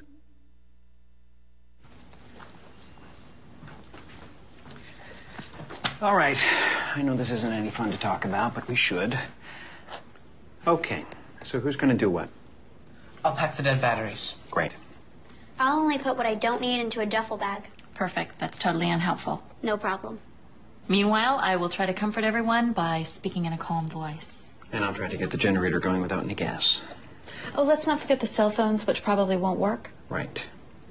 And who is going to handle supplies? I can forget to do a list for us. Thanks, pal. Well, I think we couldn't be any less prepared. I'm proud of you guys. Talk to your kids about who to call, where to meet, what to pack. Visit ready.gov/kids for tips and information. Hey, thanks for stopping by. You know, I followed your character since the first episode. I'm a big fan. Big fan. Thank you. And listen, your storyline, it makes for incredible TV drama. Thing is, your drug use is very adult content. Too adult for the kids. So I'm gonna have to block you. Oh, man. Yeah. Well, have a good one. You're a nice lady.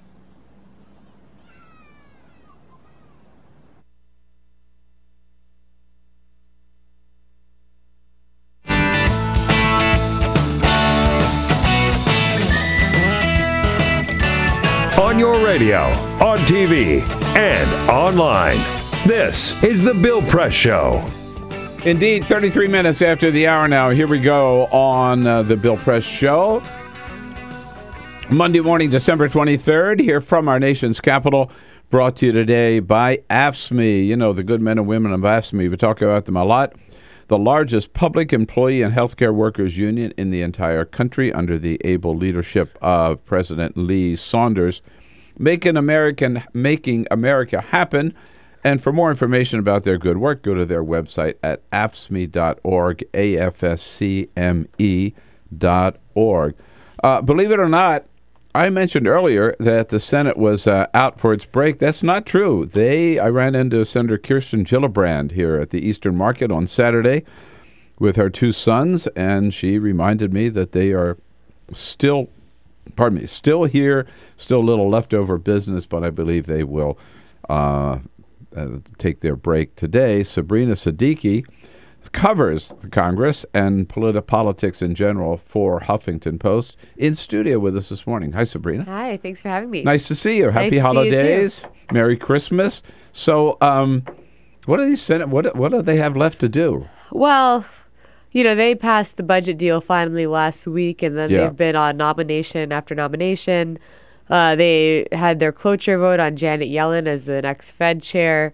So, you know, just moving into debate. But they're not actually going to confirm her until after the holidays. I think January 6th is the target date. But, you know, they are probably going to head out, like you said today. It just is what happens when you stack a bunch of nominees to get them through before, you know, having to wait until the new year. They really dragged this stuff out, right? Yeah. But they did end with a budget deal. The president has not signed it yet, has he?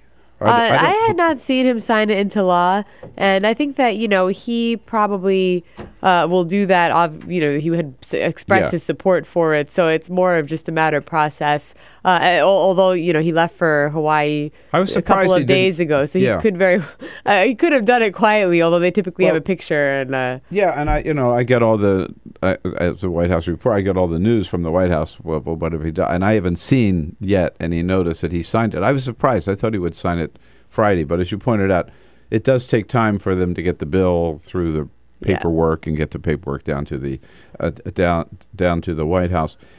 How do you see this budget deal? Does it is it reading too much into it to say, boy, if they could get together on the budget, maybe maybe this is a good sign that they'll be able to get together on some other stuff in 2014. The new era of bipartisanship. Yes. Overrated? I think it's a little overrated. I'm not saying that it's not a good sign that perhaps, at least on some issues, they might be able to find a bit of common ground, and both sides, as they did in this case, would have to be willing to give a little. At the same time, you already hear Republicans talking about wanting concessions in exchange for raising the debt ceiling. And the president in his news conference Friday, again, stood by his position that he won't negotiate over just paying up bills that, the country has already accrued. So I think that it could also be potentially a bluff on the part of Paul Ryan and Mitch McConnell just to kind of simmer those folks down, the conservative wing of the party that it was not pleased with this budget deal, and perhaps they're just putting up a fight for now, and then when you get closer to mid-February, they'll give it up. At the same time, you never know. I mean, they are saying they're going to think about, as soon as they get back, what they want out of the debt ceiling. But John, I want to come back to that debt ceiling just a second in the president's comments. But what was significant, I think, about this budget deal is that John Boehner said, John Boehner said a lot of nasty things about some of these right-wing organizations that oppose the budget deal, and for the first time, he really stood up to the Tea Party, right, and said, "You're not helping the country. You're not helping the party. You're hurting both, actually." And and he survived politically. He right? survived. I think he gets. So does that mean that he'll be willing to stand up to them on some other issues like immigration reform? I think some people are hopeful that this is sort of him, at least maybe setting the stage for immigration reform. At the same time, they've already been clear that the Senate bill is dead on arrival, and that bill is not going to be passed through this House. They'll probably do a piecemeal approach and a couple of separate individual bills, maybe one on border security, another one perhaps on legalization is what people think is achievable in this House, not a pathway to citizenship. So that will remain the biggest sticking point, and it'll be interesting to see if he were willing to stand up to conservatives on the issue of a pathway, which is actually what is considered the deal breaker. Also, I think the budget deal, while he gets credit for his outburst or whatever you want to call it, it's an easier piece of legislation to defend. Paul Ryan, the conservative hero, I think if anyone is questioning his credentials in terms of fiscal conservatism, it's really hard to do that. He's also like a son to John Boehner. I think it was a little personal too for these groups to come out and attack Paul Ryan's budget before they even saw it. It was a more, I think, and he kind of retrospectively said these groups led us into this shutdown that I didn't want from the beginning, and that kind of begs the question, then why did you let it happen? Yeah, exactly. So on the debt ceiling, that comes up, is it March? So February 7th was what was put in place by the deal to end the shutdown, but Jack Lew says they have until the end of February, beginning of March, until they actually hit the But that does come up, and we know what happened the last time we had the government shutdown. President Obama in his news conference was asked, and he said, given what a disaster that was, it's hard to believe they would go there again. Here he is. I can't imagine that, having seen this possible daylight breaking when it comes to cooperation in Congress, that folks are thinking actually about plunging us back into the kinds of brinksmanship and governance by crisis that has done us so much harm over the last couple of years. It is hard to believe, isn't it? I mean, who wants to go back there again, other than the most extreme Tea Partiers, I guess? It is going to be that same group of, 30 to 40 people in the House and then a handful of folks in the Senate. Yeah. Well, yeah. Okay. Ted Cruz may take them to Tortilla Coast again, right? Right. And rev them up and say, you guys in the House, you can't give in, you can't give in. But Ted Cruz last year had one, or this year, what am I saying? Still this year, had one senator with him, Mike Lee, right? Sort of Marco Rubio, sort of, kind of. Sort of, kind of, yeah, right. I mean, I think that, look, you're going to have, it's going to be up to leadership because you are going to have the same group of people jumping up and down saying, no, we have to get something in return. It is troubling that Paul Ryan, after crafting this budget, is putting those feelers out there. But I agree he was with very you. quiet on the He shutdown. may He did not say anything until it was actually over, and he voted against the deal to end the shutdown. But he certainly didn't vocally express any support for that strategy, which was easy to just say that's ridiculous. But Mitch McConnell too said I don't think there's many Republicans in the House or the Senate who are willing to give the president a clean debt ceiling hike. Now again, Mitch McConnell's facing a tough re-election. Maybe it's old talk, but troubling to have those feelers out there from influential people who could just, if they want to, make sure right now that this doesn't actually take place or occur. Yeah, I just can't see, and again, in an election year, anything could happen, right? Yeah. But for the Republicans, I just can't see they'd be dumb enough to try that, to try that again.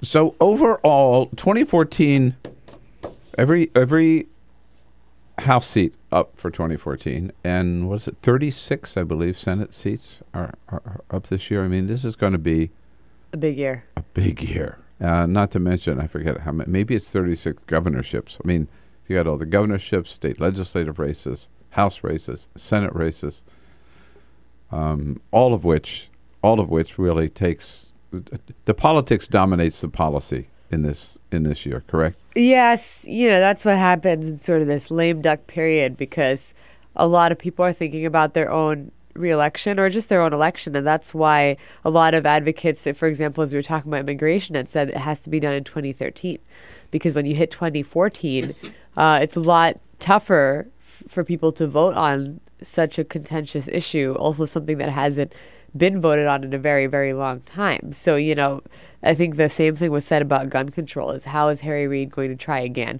I actually personally don't think he will, because they don't have the votes to try again. But, he had said he'd try again before midterms. Now it's a tough vote for his own members, because they have four Democrats up for re-election: Mary Landrieu, Mark Begich, Mark Pryor, and Kay Hagan. In conservative states, they don't want to lose any. They'll probably lose. They might lose one at least, if not more. But they're dealing with the rollout of Obamacare. Last thing you want is even for them to have to take tough votes that could cost them. That's an important question I want to get to next with Sabrina Siddiqui here and with you at 866-55-PRESS. And the president touched on this again a little bit. I mean, he admitted on Friday, he used the phrase, "we screwed it up," meaning healthcare.gov, but now over 1 million people have signed up. So in this election year 2014, next year, is Obamacare going to be something Democrats will run on or be running away from? Sabrina Siddiqui here from Huffington Post. You know the number. Join our conversation here. We got a seat at the table for you at 866-55-PRESS. Seen on Free Speech TV and online on TawkrTV. This is the Bill Press Show. It is possible to read the history of this country as one long struggle to extend the liberties established in our Constitution to everyone in America. In other words, who, according to our laws and culture, gets to be considered a person? The law creates legal personhood, and movements create law and change culture. So, how have the courts passed laws to shape our culture? That history goes way back before Citizens United. 1819, Dartmouth College versus Woodward, Supreme Court case, turned a corporate charter from a government-granted charter to a contract. This ruling gave corporations standing within the Constitution. 1886, Santa Clara County versus Southern Pacific Railroad. Though the court did not rule on corporate personhood, the decision was subsequently cited as a precedent to hold that a private corporation is entitled to the same 14th Amendment rights of due process and equal protection as human beings. This makes it impossible for us to make laws that treat local businesses any differently than giant multinational corporations, even if their business practices are deemed to be harmful to workers, the environment and communities, or if they have a history of violating the law. Hale versus Henkel, 1906. The court granted corporations the Fourth Amendment search and seizure protection. Dodge versus Ford Motor Company, 1919. The Michigan Supreme Court says The business corporation is organized and carried on primarily for the profit of the stockholders. Stockholder primacy is established. The purpose of the corporation, according to the court, is no longer to serve the public good, as it had been. It is now to maximize profit for shareholders above all else. Pennsylvania Coal Company versus Mahon, 1922. Corporations get the Fifth Amendment takings clause, meaning if you pass a regulation that impacts a corporation's ability to make a profit, that is deemed a taking, and they can sue for the right to future profits lost.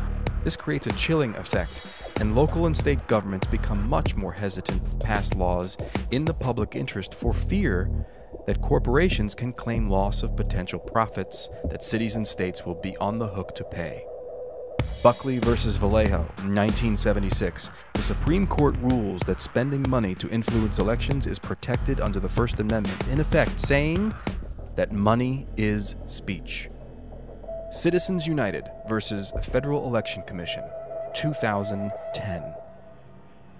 Today, the Supreme Court of Chief Justice John Roberts declared that because of the alchemy of its 19th century predecessors in deciding that corporations had all the rights of people, any restrictions on how these corporate beings spend their money on political advertising are unconstitutional. The court's ruling threatens to undermine the integrity of elected institutions across the nation. It's a rejection of the common sense of the American people.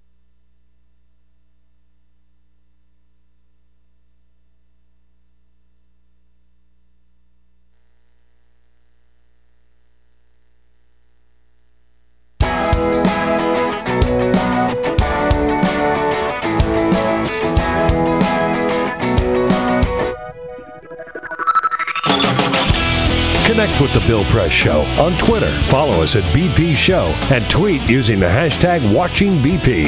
This is The Bill Press Show.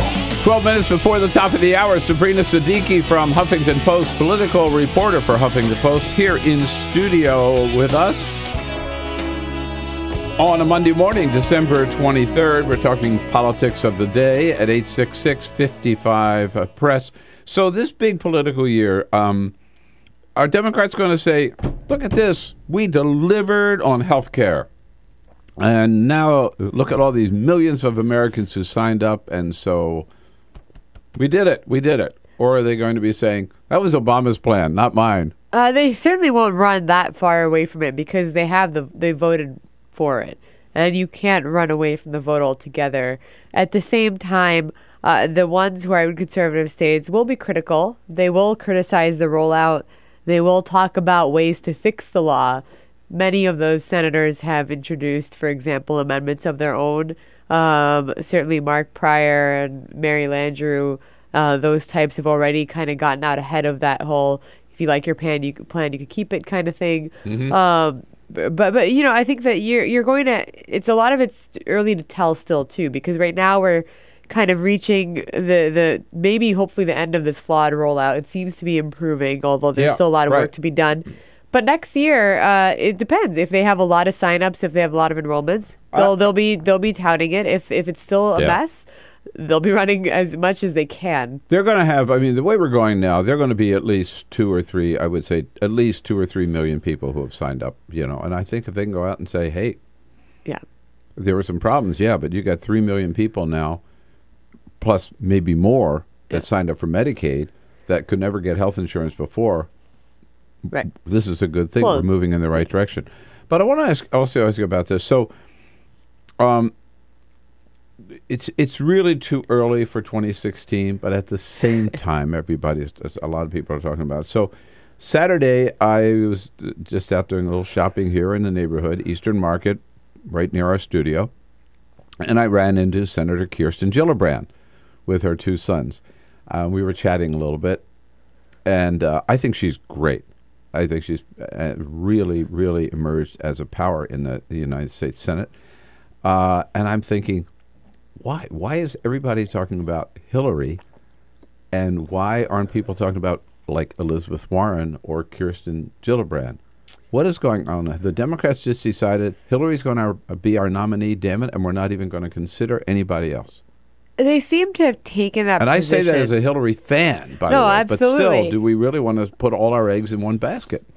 You don't want to do that. I think they've already looked at some of the early polling and they see that she blows anyone else out of the water, at least on the Republican side. Doesn't mean that an Elizabeth Warren wouldn't pose a formidable challenge, or that, as you mentioned, Kirsten Gillibrand isn't a great potential contender. I think they feel that they're also younger in their careers. They're still earning that name recognition. They still have, I think, at least in the Senate, more of a record to build, so they could always run at a later time, whereas this is Hillary's time. That's what they always say. That's what they said in 2008. I understand. That's what they said about Barack Obama. He's so young. He's got lots of chances to run in the future. Why doesn't he wait? I think they don't see any of the other people in this potential Democratic field to be a Barack Obama. I think that he is such a historic figure just in terms of the way that, what he represented, and also just the way that he projected himself and how people perceived him. It's a kind of like a rare once every several decades kind of candidate, and they don't think that certainly anyone else, even Hillary, is that kind of candidate. It's clear she was not in 2008 enough to challenge him. Yeah. So that's probably also why they're kind of thinking this is really actually Hillary's time as opposed to 2008 for real this time. And the Republican side has its own difficulties. I mean, they're afraid of Chris Christie. I don't know how afraid they are of the rest of the 9 odd people who have already prematurely sent signals that they might run. Chris Christie's not going to have a certainly, they're not going to just part the Red Sea and everybody else get out of the way and let Chris Christie cross. No. Oh, no. Yeah. That'll be the day. Although they might want to listen to polling. I mean, he already is the one who poses the biggest threat on the court. I know it's still early to talk about polls, but they are typically good indicators, as much as people sometimes think that they are obsessed over a great deal. They're a good indicator of where people are. And he had in an NBC poll last month a third of the Republican vote. And you have to remember there's about 10 nominees between him, Marco Rubio, Rand Paul, Ted Cruz, Bobby Jindal. You have all kinds of people. So if he has a third of that already, it's a sign that he is the strongest possible contender, at least as of now. Yeah. Just getting started. Well, Sabrina, we are going to put politics aside for the next 2 weeks at least, okay? And just enjoy the holidays. And I hope you do with your family. Have a good time. All right. Come back and see us early in 2014. Yes, thank you. Merry Christmas and Happy Holidays. It's HuffingtonPost.com. Don't forget, for Sabrina Siddiqui, follow her work and all of her good friends there at Huffington Post. I'll be back and tell you about the president's big day in Hawaii. This is the Bill Press Show.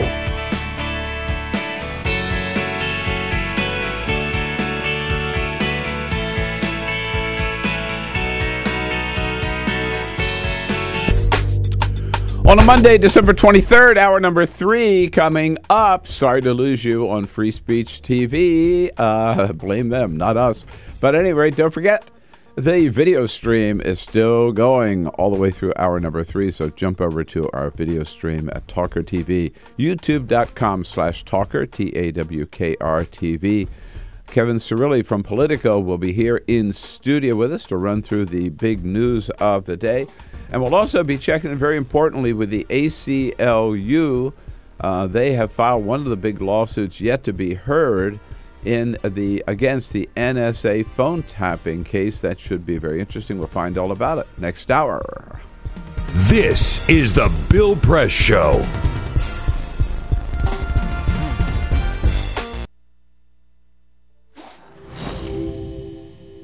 In the early 20th century, the war to end all wars didn't end war at all. It stoked the fires of change. A traumatized world was ripe for change. The world was ready for modernism. Modernists wanted to forget history, or at least reinterpret it. More than just a style, modernism applied to virtually all forms of creative expression. Innovative artists like Picasso, Escher, Dali, they all started looking at their world differently. Other artists tried painting light itself. These were the Impressionists. Surrealists went a bit further. We had entered the age of the isms. Cubism, symbolism, futurism, constructivism. All these new modern ways of looking at the world blew people away. When it came to architecture, modernists were intrigued by emerging technology. Concrete, glass and steel featured heavily in their buildings. Modernists believed that they could design a better society. Ornamental indulgence was considered a frivolous waste of effort. They thought function should always dictate form, and that mankind's intelligence, creativity and capability for radical thinking should be celebrated. Take the Russian inventor Georgy Krutikov. He suggested an idea for a city held aloft by electrical currents. This at a time when there was barely enough wattage to keep the lights on. Not everything they designed was a resounding success. But you could argue modernism was the single most influential movement of the 20th century. From house music to housewares, tables and chairs to graphic design, all have been created by the aesthetics and ideas of modernism.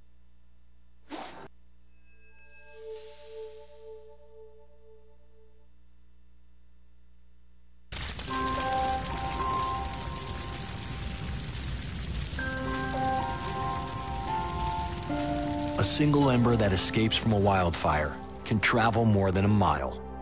That single ember can ignite and destroy your home or even your community. You can't control where that ember will land, only what happens when it does. Get Fire Adapted now at fireadapted.org.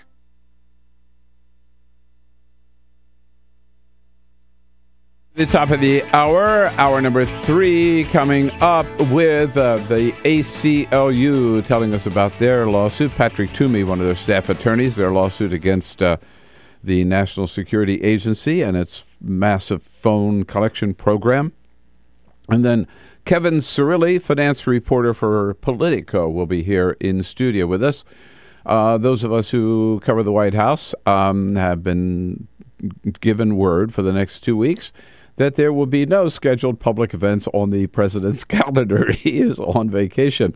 Have a great holiday, everybody. Appreciate you. There it is. That's it. That's his spirit right now. He probably, I would imagine, he'll go out and play golf today. He didn't yesterday.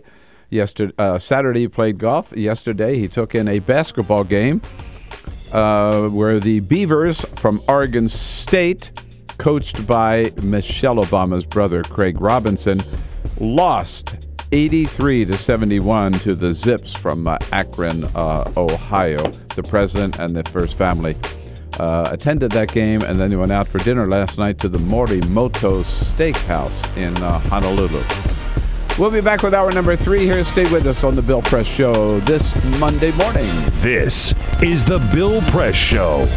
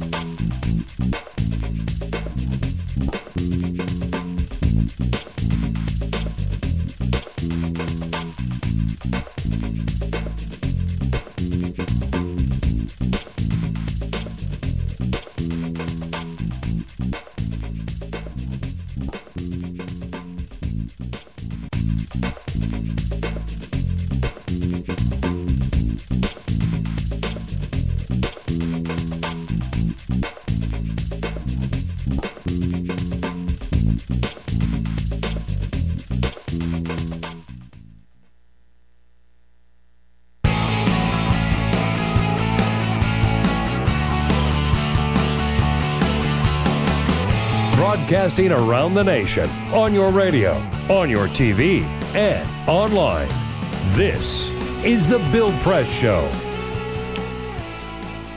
Mele Kalikimaka. That's how they say Merry Christmas in Hawaiian. Good morning, everybody. And it is December 23rd. If you want health insurance for you and your family by January 1, you have to sign up today. This is the deadline, so get right to it if you haven't already done so at healthcare.gov.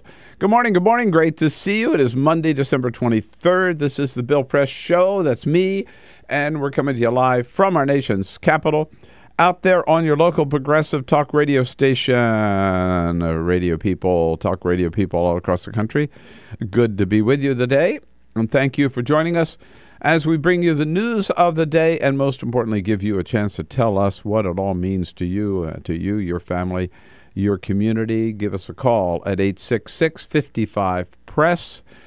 Send us your comments on Twitter at BP Show and on Facebook at facebook.com/Bill Press Show. Lots going on. The Senate is still in session. They go home today, joining the House, which has been out of town now for the last 10 days already, and joining President Obama, who's vacationing with his family in Hawaii, in Kailua, I think that's the name of the section of Honolulu, at any rate, where they have their they've rented a home for the holidays, the entire family there, including Bo and Sonny. Sonny's first visit to Hawaii. Bo, of course, he's an old hat. He's been there before. With the team here this morning, almost all here, except Peter Ogburn. He has already begun the holiday with his family, driving out to Ohio today. We miss Peter, but Elisa Murphy doing a good job of filling in and flying the 747 this morning. Elisa, good morning. Good morning. Good to have you with us, with Alicia Cruz here, as always, standing by on the phones to take your calls at 866-55-PRESS. And if we're looking good on the video stream, TawkrTV, youtube.com/TawkrTV, you can thank Cyprian Bolding, who's got the cameras up and running this morning. Cyprian, thank you again. Doesn't have his Santa Claus hat on this morning, though. I don't know. It's out of form for him, really. Yeah, I know what's going on. It's still the holidays are still here. Well, we saw, it's interesting, 12 years he's been mayor of New York City, but Michael Bloomberg had defied tradition in New York and had refused all these years to appear as a guest on Saturday Night Live. He made good and made up for it Saturday night in his last Saturday as mayor and his last chance to appear. He was there on the weekend roundup, I guess they call the news thing, with Seth Meyers, and was asked, "So, Mr. Mayor, what's up next for you?" Hey, what's next for you, Mayor Bloomberg? I'll be fulfilling a lifelong dream of enjoying a small soda on a non-smoking beach.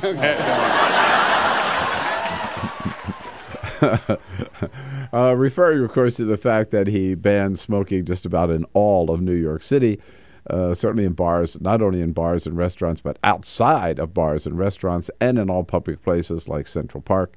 And, of course, his campaign to get rid of the big ounce, the big gulp, the big drinks, and just have little tiny sodas, which are, I guess, better for you. Although if you drink a lot of little sodas, it's as bad as drinking one big one. So coming up this hour, we're going to be talking with Patrick Tumi from the ACLU about their efforts, their lawsuit against NSA on the massive phone collection program. And then Kevin Cirilli from Politico will be here in studio with us, with Peter gone, Elisa tied up with the board. The full court press is up to me. You're doing a wonderful job, by the way. Just hit the sounder. This is the Full Court Press. All right, here we start off. Yeah, you know how we do. These kind of off-the-wall stories that you may not hear anywhere else, but we want to be sure that we squeeze them in, which we do at the top of the hour. Well, who should know good public relations and good communication skills? Any PR executive, right? Not necessarily so. Justine Sacco was until this weekend a public relations executive with the company Interactive Corp. She's a Brit. She left England on Friday for a vacation in South Africa. As she is on the plane to South Africa, she tweeted out, believe it or not, the following, quote, "Going to Africa. Hope I don't get AIDS. Just kidding. I'm white." By the time she got to Africa after that long flight, the social media world was full of people outraged at her racist comments. She immediately realized the firestorm she had set off. She apologized, but it was too late to save her job. She was fired as public relations executive, and she should have been. Well, how about this? You thought our $636 million Mega Millions was a big deal last week? I did. That's why I bought 3 tickets. But at any rate, in Spain, that $636 million looks like chump change. The Spanish lottery was the drawing for that was this weekend with a total prize of 2.5 billion euros. That is $3.4 billion in prize money. No wonder they call it El Gordo, the fat one in Spanish. I want to buy tickets for the Spanish lottery from now on. And the NFL is making contingency plans. I love this story. You know, the Super Bowl Sunday is scheduled for Sunday, February 2nd in New Jersey, in that open auditorium where I think this is where the MetLife Stadium, it's called, without a roof, without a dome. And they're worried that there's a blizzard scheduled, not scheduled, but, forecast for that Sunday. So the NFL is already making contingency plans. If the blizzard really looks like it's going to strike at the last minute, they may call a Super Bowl Saturday, a Super Bowl Monday, or a Super Bowl Tuesday to avoid having to play in that blizzard, which just proves that NFL players are not as tough as we thought they were. All right, thank you, Bill. There, you're very welcome. Hey, the big news of the day we saw last week was not a good week for people, defenders of the NSA spying program. A judge said it's likely federal judge said it's likely unconstitutional, and a panel that the president appointed to look into it came almost to the same conclusion, certainly saying the NSA had far overreached and it was necessary to rein them in. The president talked about that on Friday. Meanwhile, there's another pending lawsuit filed by the ACLU. Patrick Tumi is a staff attorney in the ACLU's National Security Project. He joins us on our newsline this morning. Patrick, good morning. Happy holidays. Morning, Bill. Happy holidays to you, too. What is the status, first of all, of your lawsuit, ACLU's lawsuit? Sure. Our lawsuit challenging the NSA's mass call tracking program, the program that was deemed likely unconstitutional last week, is awaiting a decision in New York. The decision last week was by a judge in Washington, D.C., who found the program likely unconstitutional, and we have a parallel suit against the same program currently pending up in New York. Have the trial arguments been heard in your suit? Has it been to court? It has been to court. Our argument was held before Judge Pauly on November 22nd, the Friday before Thanksgiving. So he's had the parties' arguments before him now for about a month or so, and we hope for a decision any time. I was just going to. Do you have any idea when his decision may come down? No, we don't. I mean, obviously, the program has a number of elements to it that are objectionable and that we raised a number of different arguments to. So Judge Leon's decision in D.C. was a 68-page decision. So yeah. it requires some work, but it could come any day. I was at the White House Friday at the president's news conference where, of course, he was asked about NSA. He mentioned, of course, again, that he's reviewing this report that came to him, and he will have in a speech to the nation in January. He will tell us what he's decided, which of their recommendations he's decided to accept and which ones not. But then he went on to express his thoughts about the NSA program. I have confidence in the fact that the NSA is not engaging in domestic surveillance or snooping around. Patrick, how can the president still have that confidence in this program?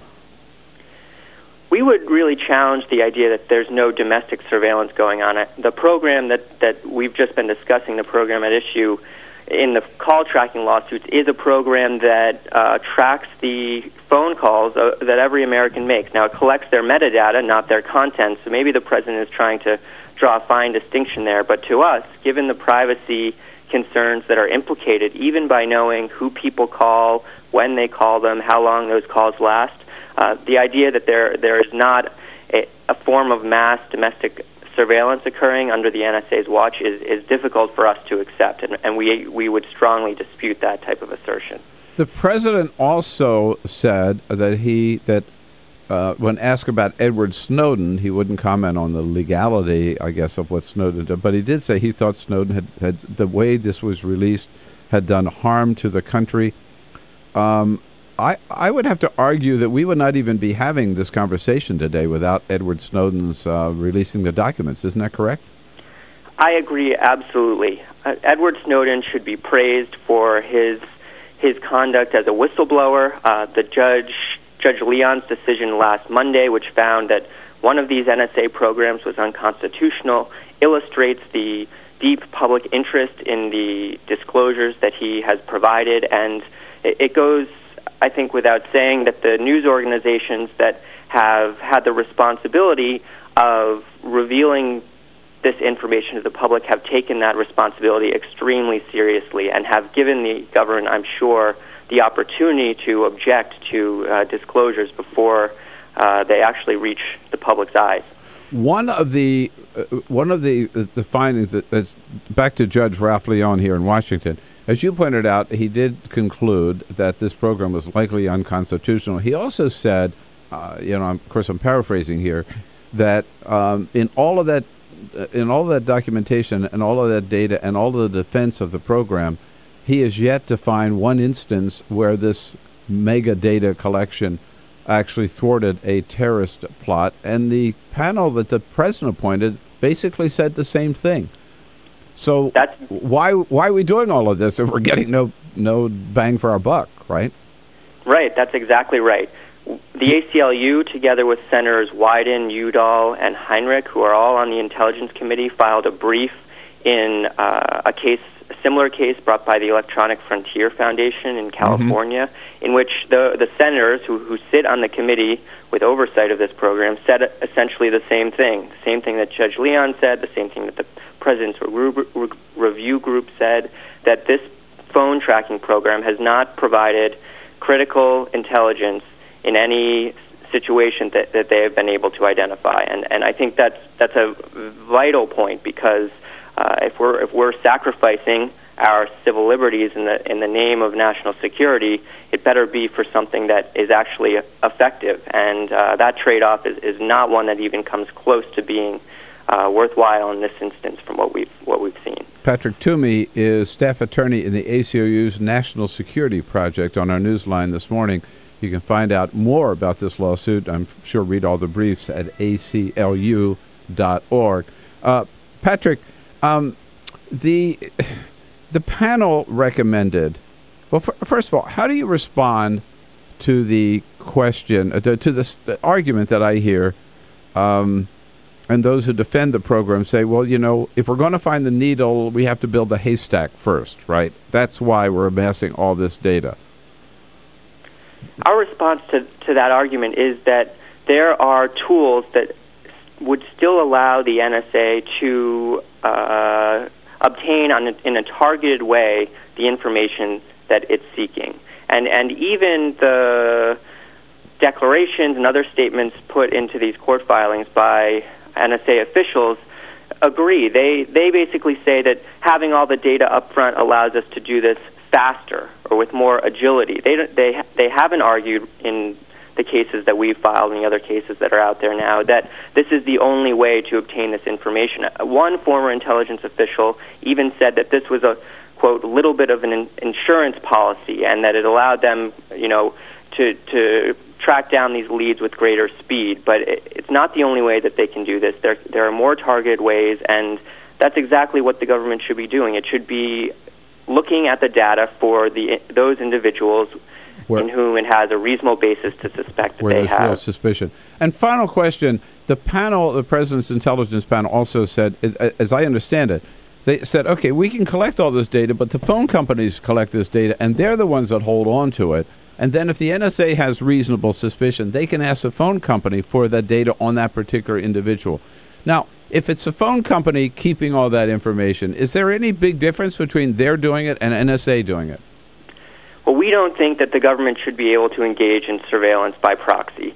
So whether it's the phone company that's holding the data under a government mandate or the government itself, we think that there is a very real risk to civil liberties. And we think that the phone companies should only be holding this information for true business purposes, and then it should be purged. And that is the best way to really protect Americans' privacy. All right. Well, listen, I am glad you're on this case. I'm not surprised that you're on this case as a proud member of the ACLU for many years. But you've been out in front on this, as you are on many issues, and we look forward to hearing from the judge in your case. And I hopefully he does nothing more than just do a Xerox of Ralph Leon's decision down here in Washington. That'd be a good start. Happy holidays, Patrick. Thanks so much for joining us. Thanks for having me, Bill. Take care. ACLU.org. You're on the case. This is the Bill Press Show.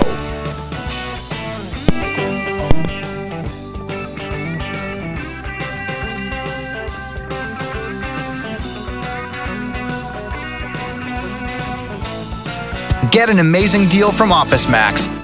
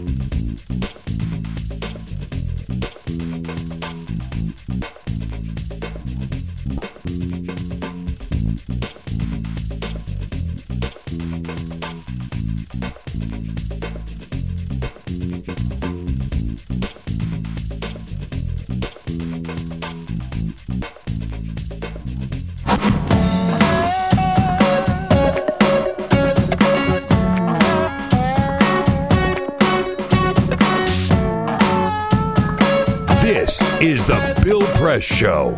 Here we go, 27 minutes after the hour. Kevin Cirilli from Politico will be here in studio with us in the next half hour. I got to tell you, we don't have a lot of time here, but a story that I found a real shocker this morning is the lead story in the New York Times. And the story is about where the U.S. government gets its clothing, okay? The U.S. government is like the largest buyer, one of the largest buyers of clothing in the world. Our government, our tax dollars, spends more than $1.5 billion a year buying clothing from factories overseas. I mean, you would think that our law enforcement people, that our government agency people, our military would be wearing clothing made in the USA, for God's sakes. No. $1.5 billion overseas. Uniforms for federal law enforcement personnel made in Haiti. Uniforms for federal firefighters. Clothing for special response units in the military made in the Dominican Republic. Clothing sold on military bases in the PXs, right? Made in Bangladesh. Clothing sold by the Smithsonian in their shops. Made in Thailand. I mean, this is a real scandal. Man, Congress and the president ought to get all over this. If made in America, there are factories that make these, clearly, that make these and make better products here in the United States. And for the U.S. government to be the number one buyer of clothing overseas, just outrageous. Kevin Cirilli joins us This is next. the Bill Press Show.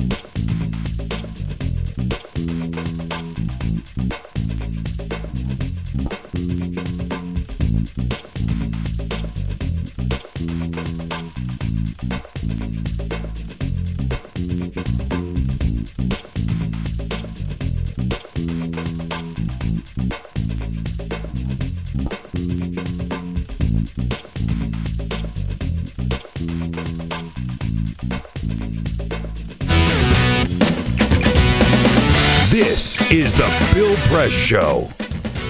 All right, here we go now. 33 minutes after the hour this Monday morning, December 23rd. It is the Full Court Press, the Bill Press Show, coming to you live from our nation's capital. We're brought to you today by the United Steelworkers and their international president, Leo Gerard. Good men and women of the Steelworkers Union under Leo Gerard. North America's largest industrial union, representing over 1.2 million active and retired members, bringing the steel industry back to America. Their website, usw.org. Check it out. Well, we're rolling into Christmas and the New Year's and wrapping the year up. A good time to welcome our good friend Kevin Cirilli back to the program from Politico. Hey, Kevin, good to see you. Thank you for having me. You're looking good. Thank you very much for having me. Taking off for the holidays? I'm going back home to Philly Christmas Eve, hopefully.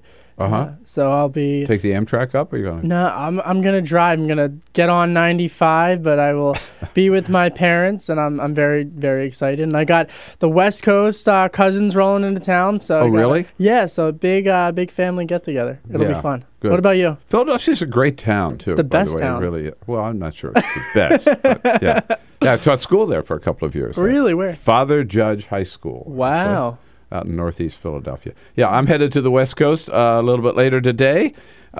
Christmas up in Bend, Oregon, and then New Year's down in our home in Northern California. Very, very there cool. we go. I was, before the press, by the way, the president had us, I don't know whether I told you, I saw him Friday, and he said, "Oh, do you know that Kevin Cirilli?" I said, "Yeah, sure, I know him." And he said, "Hey, next time you see him, tell him for me." Have a great holiday, everybody. Appreciate you. There he is. Well, that's very nice of the president, but I highly doubt that I am the person that he was speaking to, Bill. He also told us all Mele Kaliki Maka, which is Merry Christmas in Hawaiian. Yeah, is he going to Hawaii? Oh, no, he's there. Oh, he's there now? Oh, no, he left Friday right after the news conference. He took off on Air Force One. He's already had one round of golf. Took in the Oregon State basketball game yesterday. Went out to a steakhouse last night, Malimoto Steakhouse, with the family. So they're, good for him. They're there, yeah. But before he went, he had some good things to say about the economy, and particularly about 2014. If we can find that, Elisa, being a looking good, a breakthrough year for 2014. Were you there? Yep. Our businesses are positioned for new growth and new jobs, and I firmly believe that 2014 can be a breakthrough year for America. Looking good, huh? And the signs are pretty good, aren't they? I think if it depends on how you look at it, because I think that unemployment remains at 7% and the participation rate is still at record highs from since the late 1970s. That being said, we will not have another government shutdown because of that Ryan Murray plan that passed last week. Right. But on the flip side, we are going to have this debt ceiling showdown, and I think the parameters of that are still kind of being hammered out. And an interesting point to make is that the Federal Reserve Chairman, Janet Yellen, was not confirmed as Senate Majority Leader Harry Reid would have liked before the holiday recess, and they're going to actually have to do that January 6th. But they already got over the hurdle of 60 votes to take it up. So I think it's silly that they didn't do it right away. That's a great word. Yeah, it's a great word for it, because it is. I mean, it's just, she is going to get through, but it was kind of like a sticking it to them. But, I think the debt ceiling could cause them a headache, but for longer term growth, the fact that we're not having another government shutdown is a positive thing. There was talk earlier this year that we might be in for a double dip recession. I mean, I think that's behind us. Behind now, us, yeah.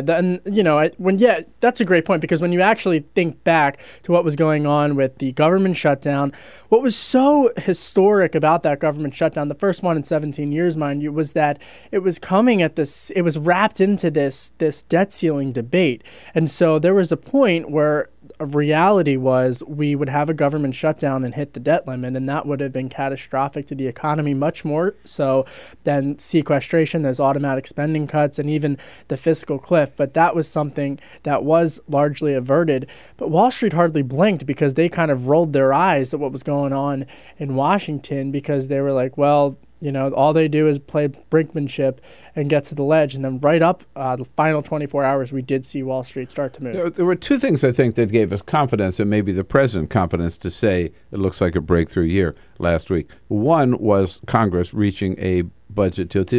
Even though it wasn't a great deal, everybody recognized it was a deal. Mm-hmm. Any deal was a big deal in a sense. And the other was the action by the Fed, right? Which really said, hey, things are looking so good, we can... And you were here the day before that happened. Exactly. And I remember you said that they might taper down. And they did. And they did. And, that, is... So the thing with tapering is it's a lot like, watering your plants, so to speak. You don't want to drown the flower bed and put too much money into the economy. Good point. But you also don't want to do too little. So they've really got to find the right amount of how much money that they're pumping into the economy for them to begin easing off. And it's a small scale taper. This isn't like they're $85 billion to $75 billion so a month, it's just right? they're just turning it off a little bit. They're still going to be putting money in, but they're just beginning to ease off that. That is a sign that the Fed, I heard one analogy, Federal Reserve Chairman Ben Bernanke is putting on the brakes as he's handing over the wheel to Janet Yellen, which I think is a good analogy for it.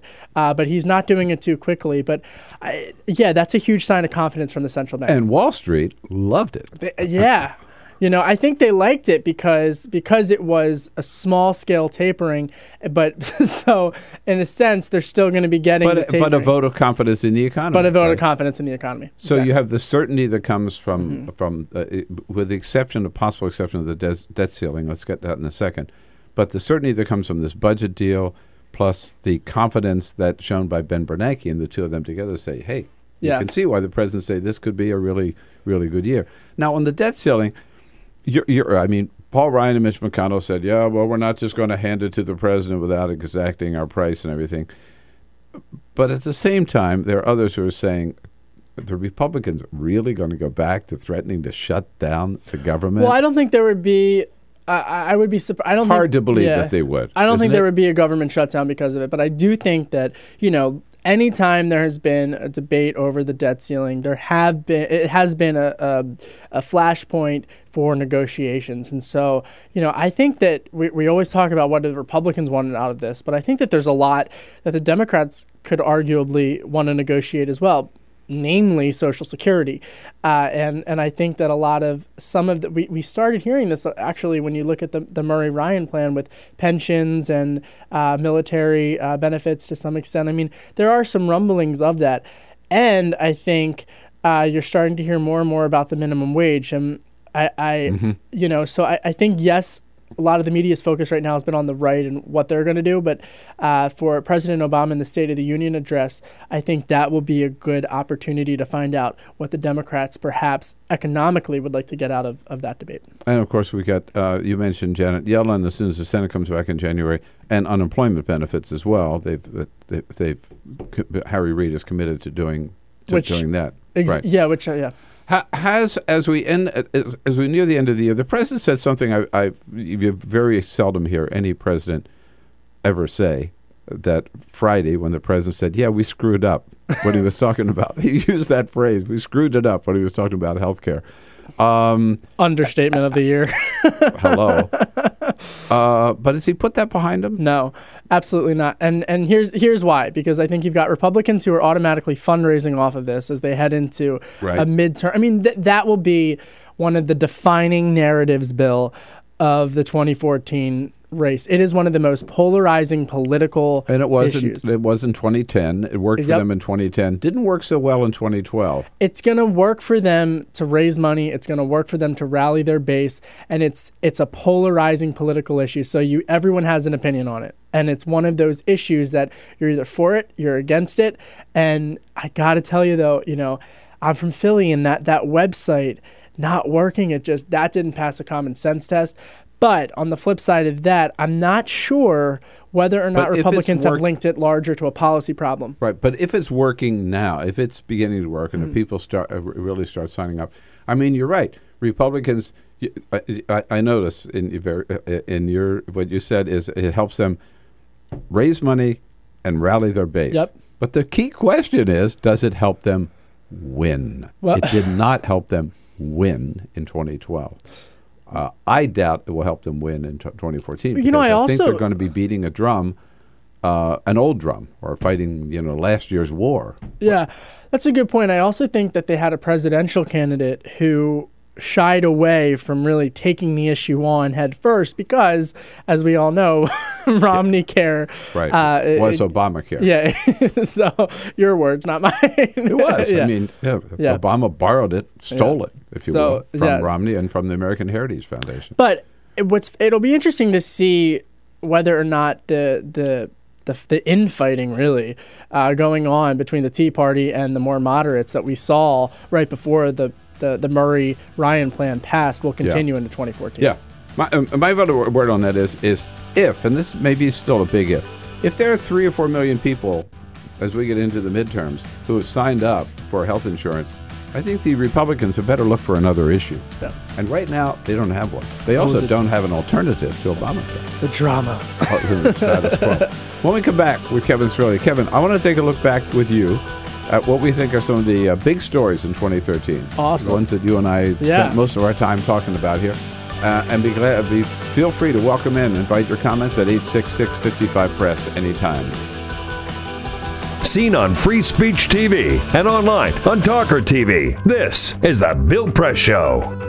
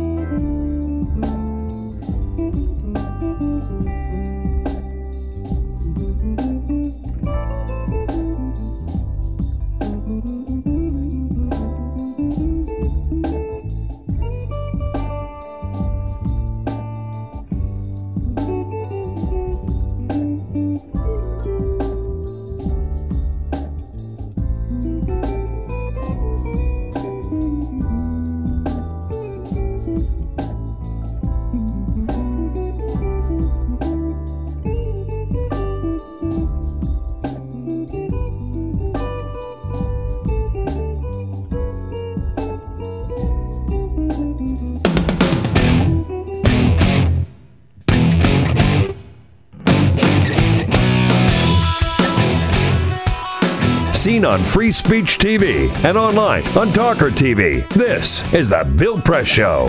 Hey, here we go. 12 minutes now before the top of the hour. In studio with us, good friend of the program, Kevin Cirilli at Politico. You can follow him at Politico and all our other good friends there at Politico.com.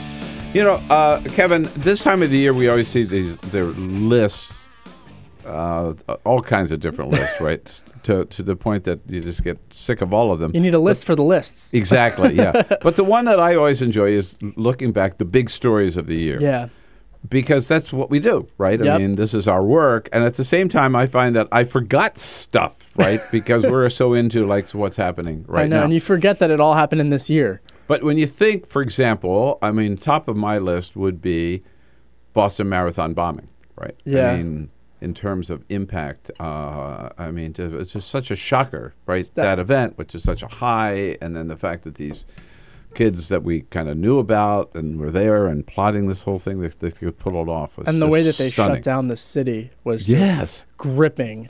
And the whole, I mean, it was like a week. And that Friday night, I mean, I remember just, you know, everyone covering the story, just working round the clock because the latest developments just were happening at just shut odd down hours. the city, and there he was just outside the perimeter. But then when they got him, and the boat. Remember the boat? Oh yeah, remember that? Yeah. And you had the parked boat, and like everyone trying to find the. It was wow. And the guy walks out his back door to get a smoke, and then he looks and he sees something happen. Can you imagine? Incredible story. Can you imagine being in Boston, Bill, and that guy in your backyard? No. Yeah. So that was certainly a topping list of news stories. How about you? What I just scratched this other list. The big, I think for me, for the big political story, nothing can touch Boston. But I think the big political story would have to be healthcare. I think that kind of caught, and the government shutdown. Now I'm thinking, see, this is tough. No, I know. That's what I mean. The government shutdown, to me, trumps healthcare. Because I think it was the first time in 17 years, and I think it really put on display the partisanship going on in Washington. And I think also from a larger standpoint, in the first few days of that government shutdown, no one really thought it was a story. They thought, park shutdown, it's just Washington being dramatic. But the people who got furloughed and the 800,000 people and what that did to, I think, the country's political confidence, I thought it was wild. It was also, I thought, a big story because it was so monumentally stupid. Yep. And to see one political party, not smarter to think out the consequences, and having also what happened in 1994 with Newt Gingrich to go by, right? And there were so many Republicans in Congress who said, well, that was 1994. This is different. No, it wasn't. I don't even think the Democrats got to fully enjoy, though, the criticism that they could have lobbed at Senator Ted Cruz. And that's going to be, especially if he runs for president, it'll be interesting to see if the more moderates in his party in a primary criticize him for that. I think they will, for shutting down the government. But then the website crashed. And then I have to say another big event for me was Pope Francis. I'm Catholic. Yeah, so am I. And that, I mean, I had a note this morning from a fellow Catholic friend of mine who said, "Who would have ever thought we could have a pope who would be a Christian?" How about the New Yorker, the cover? They called him a snow angel. I mean, I mean, this pope has really... He gets it. Yeah, he does. He gets it. And he's had a huge impact. Huge. For youth in particular. I mean, the image, I think it was in Brazil, it was like close to hundreds of thousands of people swarming the beach. I think he gets it. I think he's striking a different tone, and it's refreshing. The George Zimmerman trial was a big deal. I mean, the fact that guy walked and still causing trouble. I was just looking at the other things on the list. You've got to see. We've talked about this so much this morning, too. Edward Snowden and the release of the NSA documents. I mean, whatever you think of what he did, we would not be having this conversation today. Yep. The president would not have this intelligence report on his desk. We would not have a judge's decision this week saying it was likely unconstitutional. None of this would be happening. We wouldn't even know what NSA was doing if it weren't for Edward Snowden. Yep. And Senator Rand Paul on, when was it, Friday, actually, or Thursday last week, said, had some interesting things and kind of in a way, I think he criticized him, but kind of left the door open. I mean, that's going to be interesting to watch too, to see if there are politicians who start to maybe, I don't want to say defend, but are more accepting of Snowden. That'll be something to watch for 2014.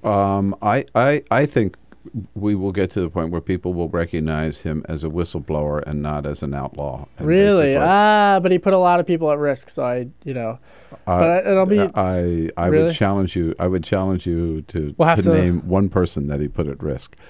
Well, we'll have that conversation. We'll have that another in 2014. Hey, Merry Christmas, Kevin. Merry Christmas. Thanks Happy so much New for Year. coming in. Thanks for Happy having New me. Year. And yes, let's make sure it's a breakthrough year for all of us in 2014. Right? Absolutely. All right, great. And I'll be back with a parting shot for today. This is the Bill Press Show.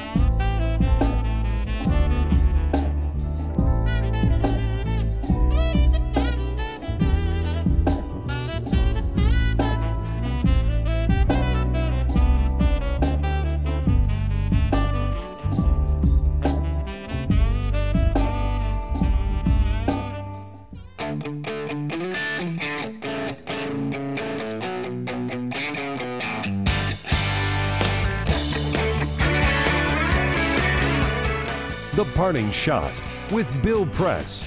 This is the Bill Press Show. Well, for President Obama, it was a hell of a way to start his news conference on Friday, meeting with us White House reporters just before hopping on Air Force One for that long flight to Hawaii. The president first called on Julie Pace of Associated Press. She ran down a list of things that had gone wrong in 2013 and asked the first question, Mr. President, would you say this has been your worst year as president? Well, Obama laughed and said, well, that's not exactly how I would put it. He did point out there were some ups, but there were some downs, but there were also some ups in 2013. Think about all that went wrong in 2013. Continuing civil war in Syria, fiscal gridlock in Congress, no action on immigration reform, Edward Snowden blowing the cover on NSA, and the disastrous rollout of healthcare.gov. But, of course, some things went well. Getting rid of Syria's chemical weapons, a final budget deal, confirmation of several top nominees, and almost 2 million people signing up for Obamacare. Still, you could tell he was eager to put 2013 behind him. 2014, he predicted, would be a breakthrough year. Well, I hope he's right. A breakthrough year for himself and for all of us. Hey, folks, it's been a great year with all of you. Merry Christmas. Happy New Year. I have some great guest hosts coming in, and I will be back with you early in 2014. This have a good is one. The Bill Press Show.